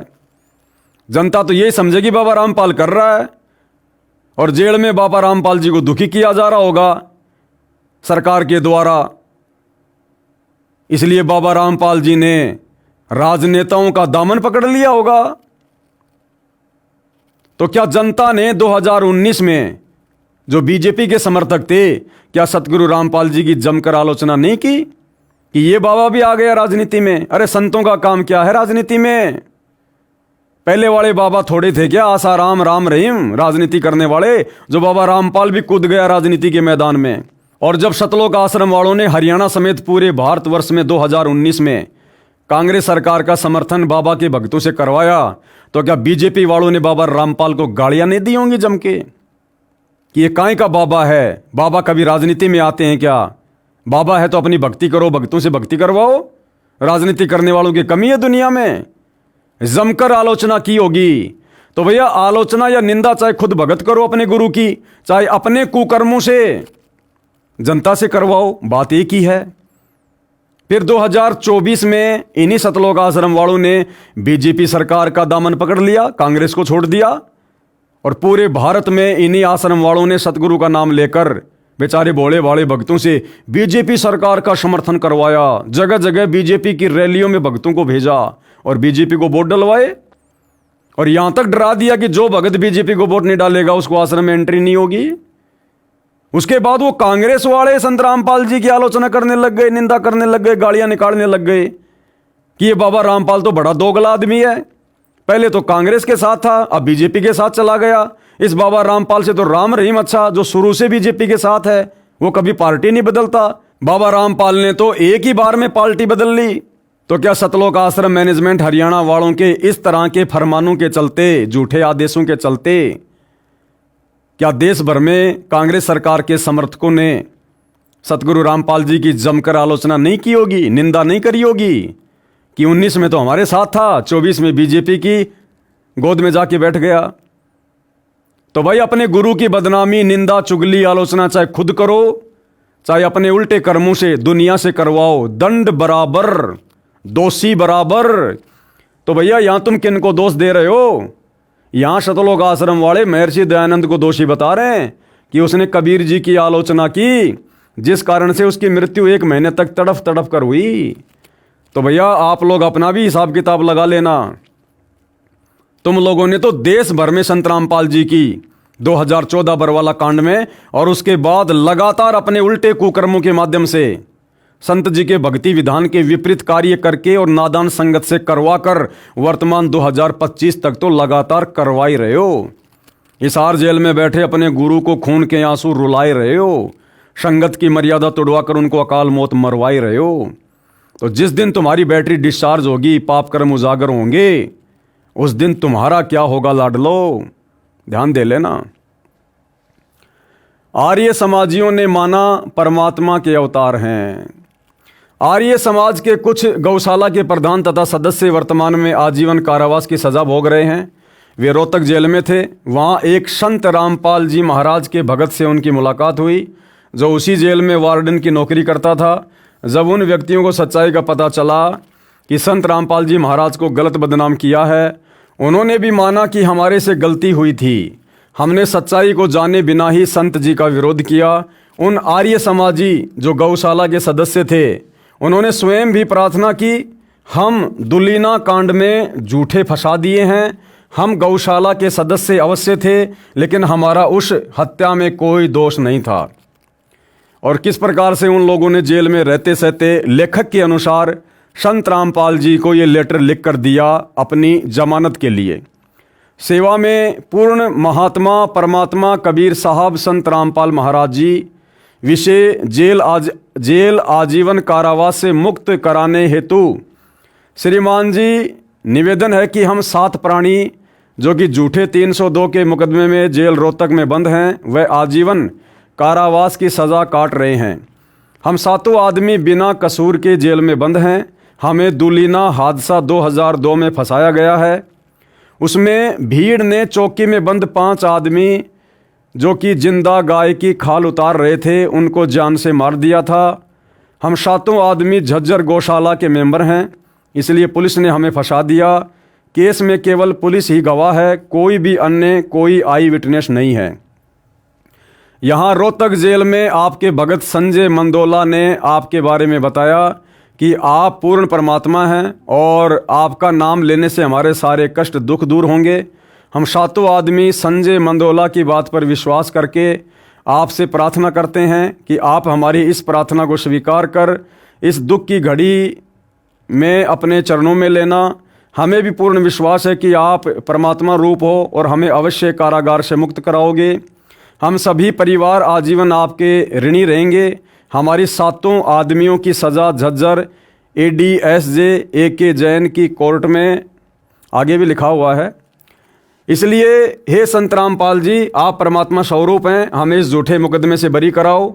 भगत ने उनको राय दी थी कि आप जी स्वयं दीक्षा लो। जब तक आप जेल से बाहर नहीं आते हो तो अपने परिवार के सदस्यों से मुलाकात पर कहो कि वे दीक्षा लेकर भक्ति करें, तब आपकी मदद परमात्मा करेगा, तब आपका छुटकारा हो जाएगा। परंतु किसी कारण से वे ऐसा नहीं कर पाए, जिस कारण से उनको कोई लाभ नहीं मिल सका। उनके द्वारा की गई लिखित प्रार्थना पढ़िए। जजों के न्याय को देखें, कोई गवाह नहीं, पुलिस ने झूठा केस बनाया और जज ने सजा कर दी। तो वो कह रहे हैं कि हमें सजा सुनाई गई थी 7/8/2010 को। उसके बाद हमने माननीय उच्च न्यायालय में अपील दायर की हुई है। हमारी अपील नंबर इतनी है। हमारा केस माननीय न्यायाधीश एस के मित्तल व एम जे पॉल की खंडपीठ में विचाराधीन है। जमानत यानी बेल की भी हमने कोशिश की लेकिन निराशा ही हाथ लगी। आपसे पुनः करबद्ध प्रार्थना है कि आप हमें इस संकट से मुक्त करवाओ। हम सातों गांव के आदमी, हमारे प्रिय रिश्तेदार आपके आजीवन आभारी रहेंगे। धन्यवाद। प्रार्थी ये ओम प्रकाश जी, जगबीर जी, सतवीर जी, शिशुपाल जी, रमेश कुमार जी, रणवीर जी, सुबे सिंह जी, ये सातों आदमी हैं। संत गीसा दास जी को सताने की सज़ा, यानी गांव खेकड़ा, जिला बागपुर, उत्तर प्रदेश में संत जी हुए हैं, गीसा दास जी, जो कि वैसे तो दुनिया की नज़रों में परमात्मा जी के नुमाइंदे समझे जाते रहे, लेकिन वे स्वयं कबीर परमात्मा ही थे। ये कबीर परमात्मा भक्ति को जिंदा रखने के लिए भिन्न भिन्न रूप धारण कर कर समय समय पर हम आत्माओं तक ये ज्ञान पहुंचाते रहते हैं। तो संत गीसा दास जी के रूप में कबीर परमात्मा जब अपने तत्व ज्ञान का प्रचार कर रहे थे तो गांव वालों ने किस प्रकार से उनके साथ में बदसलूकी की, उनको गांव से बाहर निकलने के लिए मजबूर कर दिया और उसके बाद किस प्रकार से उन गांव वालों पर कहर टूटा और वापस वही गांव वाले अपनी पगड़ी संत जी के चरणों में रख कर सह सम्मान उनको गांव में वापस लेकर आए। तब उस गांव में फिर से खुशहाली लौटी। संत गीसा दास जी को सताने की सज़ा। गांव खेकड़ा, जिला बागपत, उत्तर प्रदेश में एक गीसा दास नाम के संत रहते थे। उनको परमेश्वर कबीर जी मिले थे। उसके पश्चात गीसा दास जी सत्संग करने लगे तथा नामदान करने लगे। गांव खेकड़ा, जिला बागपत, उत्तर प्रदेश में एक गीसा दास नाम के संत रहते थे। उनको परमेश्वर कबीर जी मिले थे। उसके पश्चात गीसा दास जी सत्संग करने लगे तथा नामदान करने लगे। गीसा संत देवी देवताओं की भक्ति बंद कराकर शास्त्र अनुकूल सत्य भक्ति बताते थे। जिन पाखंडी आचार्य गुरुओं की दुकानें बंद होने लगी, उन्होंने गांव के व्यक्तियों को भरमाया कि गीसा के पास रात्रि में सत्संग के बहाने स्त्रियां जाती हैं, वहां पर गलत कार्य होता है। भोले लोगों ने उन दुष्ट स्वार्थी लोगों की बातों पर विश्वास कर लिया तथा गीसा जी को गांव से निकाल दिया। संत गीसा दास जी खेकड़ा से 100 मील की दूरी पर एक गांव में रहने लगे। वहां के व्यक्तियों को बहुत लाभ होने लगे। गांव खेकड़ा में जवान मौतें होने लगी, हाहाकार मच गया। लोगों ने इकट्ठा होकर विचार किया कि यह कहर गांव में किस कारण से हो रहा है। कुछ एक नेक व्यक्तियों ने कहा कि कबीर जी की वाणी है, भाई जिस मंडल साधु नहीं, यानी जिस क्षेत्र में साधु संत भगत नहीं रहते, जैसे बिन नदी नहीं गुंजार और बिना नदी के वहाँ पर खुशहाली नहीं होती है। तज हंसा वो देश अड़ा, ऐसे देश को, ऐसे क्षेत्र को छोड़ देना चाहिए। वहाँ जम की मोटी मार, वहाँ तो काल बैठा हुआ है, कभी भी आपत्ति आ सकती है। भावार्थ है, जैसे जिस क्षेत्र में नदी नहरें नहीं होती वहाँ का क्षेत्र खुशहाल नहीं हो सकता। वहाँ बाग बगीचे न होने से भंवरों की गुंजार नहीं होती, अर्थात वह क्षेत्र उज्जड़ होता है। इसी प्रकार जिस क्षेत्र में संत नहीं होता वहाँ पर यम अर्थात बुरी शक्तियों का उपद्रव होता रहता है। उस क्षेत्र के व्यक्ति बहुत कष्ट झेलते रहते हैं। इसलिए ही भगत का उस देश अर्थात क्षेत्र को त्याग देना ही हित होता है। भगवान से डरने वाले खेकड़ा गांव के व्यक्ति कह रहे थे कि हमने गीसा भगत को गांव से निकाल दिया, शायद इसी कारण से ये सब दुख गांव पर पड़ा है। परंतु उस बात पर कोई ध्यान नहीं दिया गया। कई वर्ष तक घनी जनहानि होने के पश्चात किसी जंतर मंत्र करने वाले ने बताया कि उस भगत गीसा जी को वापस लाओ, तभी बसोगे। संत गीसा दास जी को प्रार्थना करके वापस लाया गया।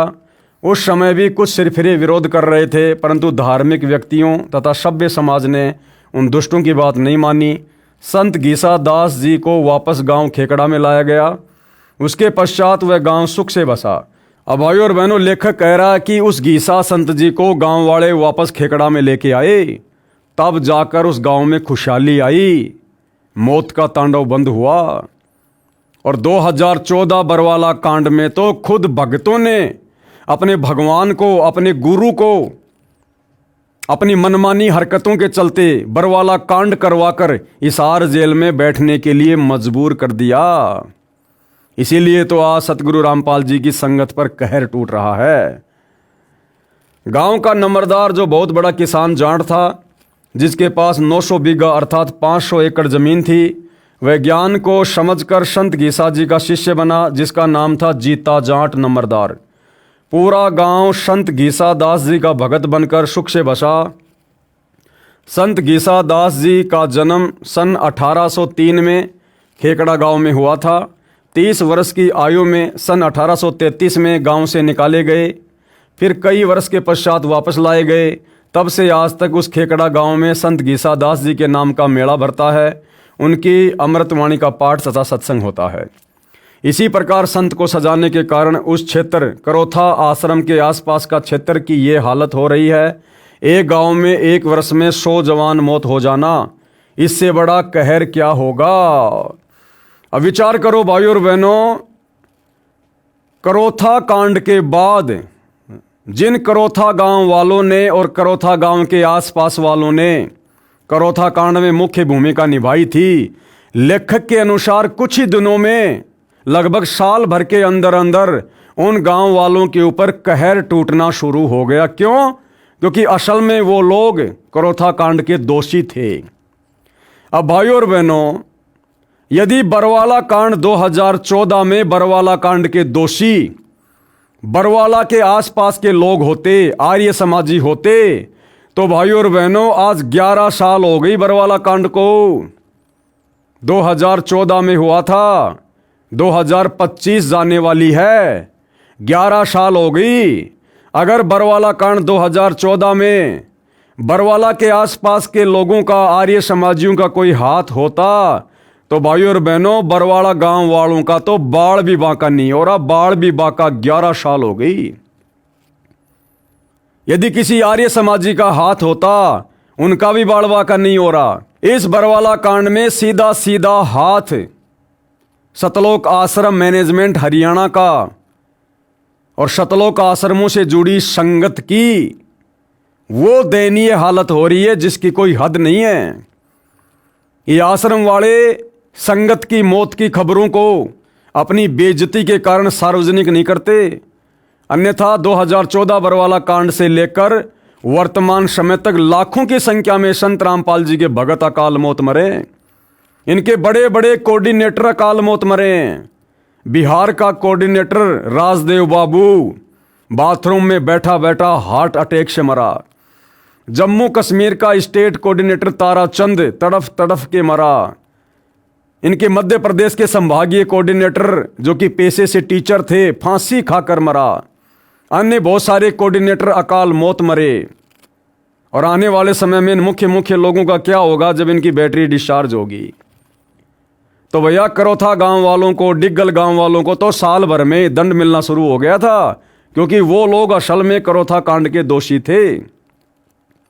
लेकिन बरवाला कांड में अगर बरवाला के आसपास के गांव वाले आर्य समाजियों की या लोगों की कोई भूमिका होती, तो भैया उनके ऊपर भी कहर टूटना चाहिए था। लेकिन बाल विवाह का नहीं हुआ और आश्रमों से जुड़ी संगत आए दिन अकाल मौत मर रही है, अकाल मौत। और जिस दिन इस बरवाला कांड के मुख्य दोषियों का नंबर आएगा, उनका पाप का घड़ा भरेगा, उस समय उनकी भी दुर्गति होगी।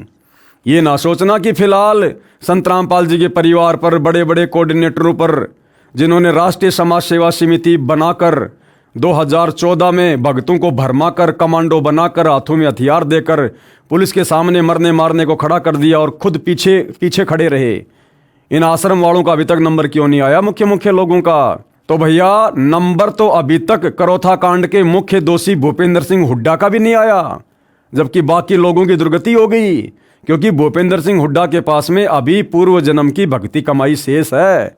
और जिस दिन वो खत्म होगी, पाप का घड़ा भरेगा। ये आश्रम वाले खुद ही कह रहे हैं कि दुनिया देखेगी, वो दुर्गति होगी। तो ठीक इसी प्रकार बरवाला कांड के मुख्य दोषी सतगुरु रामपाल जी के परिवार के पास अभी पिछले जन्म की भक्ति मड़ाई है। वर्तमान में भी काफ़ी उन्होंने संत के साथ में रह के सेवा की है। तो भैया थोड़ी बहुत उनकी बैटरी चार्ज है, और जिस दिन वो डिस्चार्ज होगी उस दिन देखना आप भोगेगा अपना किया रे। अब भी आंखें बंद करके कष्ट झेल रहे हैं। अहंकार जीव का शत्रु होता है, नम्र व्यक्ति ही सफल होता है। उपरोक्त कथा का ये अर्थ न लगाना कि हम संत रामपाल जी महाराज को वापस करोथा आश्रम लाने के लिए आप जी को प्रेरित कर रहे हैं। परमात्मा के भेजे अवतार संत रामपाल जी महाराज ने ऐसा ज्ञान करा दिया जिस कारण से हमारे लिए करोथा आश्रम और बरवाला आश्रम कोई मायने नहीं रखता। हमारे लिए तो पूरी पृथ्वी अपनी सी हो गई है, फिर क्यों जगह जगह सतलोक आश्रम खोलकर धर्म को धंधा बना के बैठ गए तुम? अगर सारी पृथ्वी एक जैसी है तो सभी भक्तों को अपने घर पर बैठकर भक्ति करने दो। जब गुरुजी आ जाएंगे तब भोले भगत आश्रम में आ जाएंगे।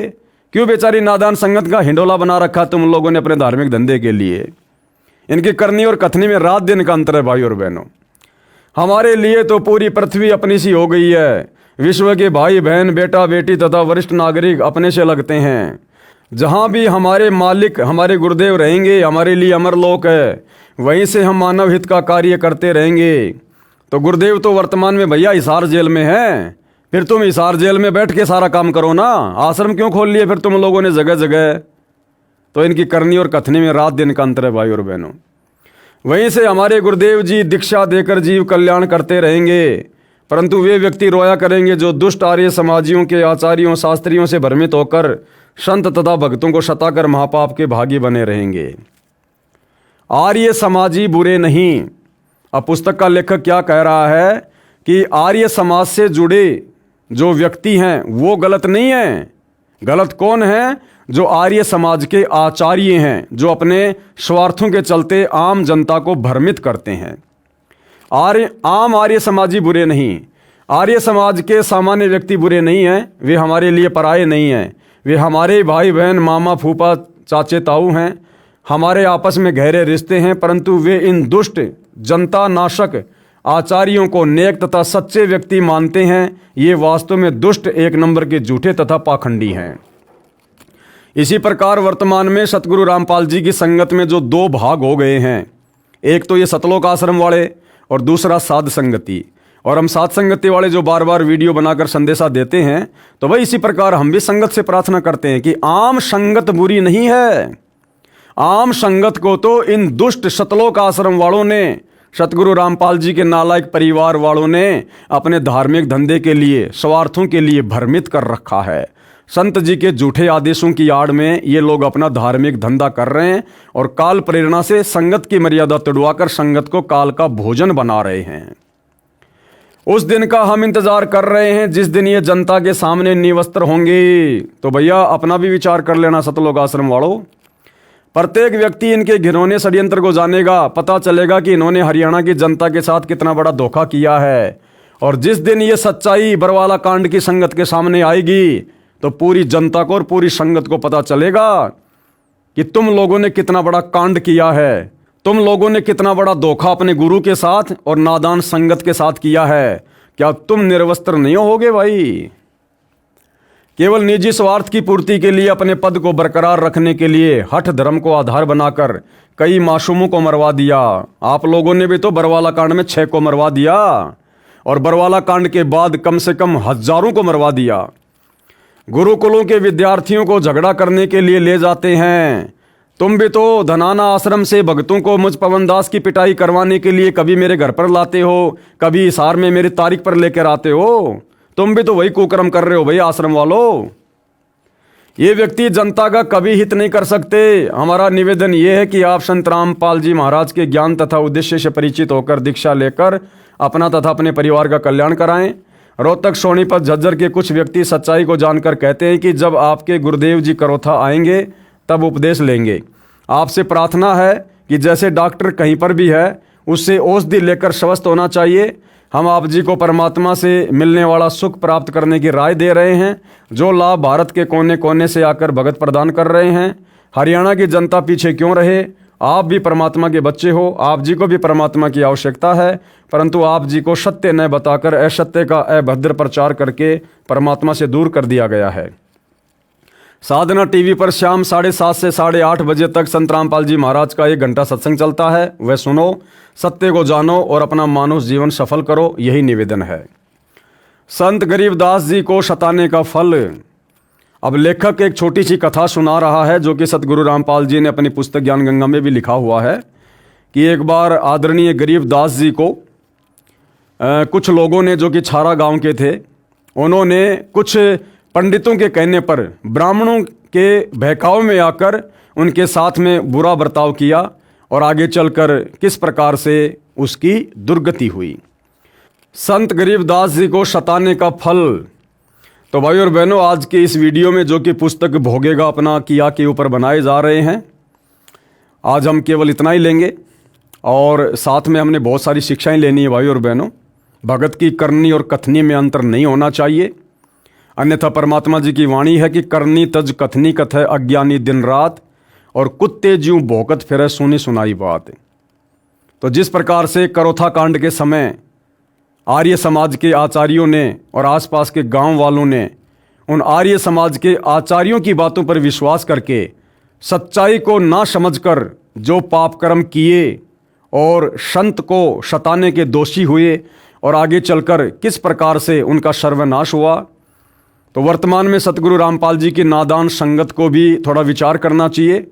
2014 बरवाला कांड के बाद जिस प्रकार से ये नादान संगत संत रामपाल जी के परिवार, उनके बेटा बेटी, भाई बंधु, रिश्तेदार व कोऑर्डिनेटरों के बहकावे में आकर और सतगुरु रामपाल जी के सत्य ज्ञान से परिचित ना होकर जिस प्रकार से आए दिन संत जी की मर्यादा तोड़ने वाले कुकर्मों में इन आश्रम वालों का सहयोग दे रही है, भाई आने वाले समय में सजा का भागी बनना पड़ेगा।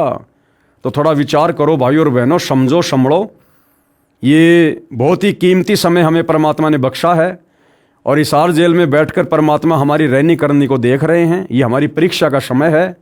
आने वाले समय में जब पाप कर्मों का फल भोगोगे तो ये सतलोक आश्रम वाले, गुरु जी के परिवार वाले तुम्हारा किसी भी प्रकार से उन पाप कर्मों के बंटवारों में सहयोग नहीं देंगे।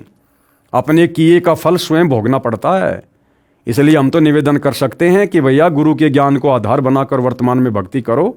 जब तक गुरुदेव भगवान अपने मिशन के तहत हिसार जेल में बैठे हैं, किसी भी फर्जी सतलोक आश्रम में जाकर अपना समय, श्वासें और धन बर्बाद मत करो। घर पर रहकर नेक नीति से काम धंधा करो, अपना व्यापार बिजनेस करो, मर्यादा में रहकर भक्ति करो और सतगुरु को प्रसन्न करो। तो भाई और बहनों, आज की वीडियो में केवल इतना ही। अगले वीडियो में कल हम फिर मिलेंगे। तब तक गुरुदेव भगवान हम सबको आज्ञा दे, आशीर्वाद दे, सद्बुद्धि दे। बंदी छोड़ सतगुरु रामपाल जी भगवान की जय हो।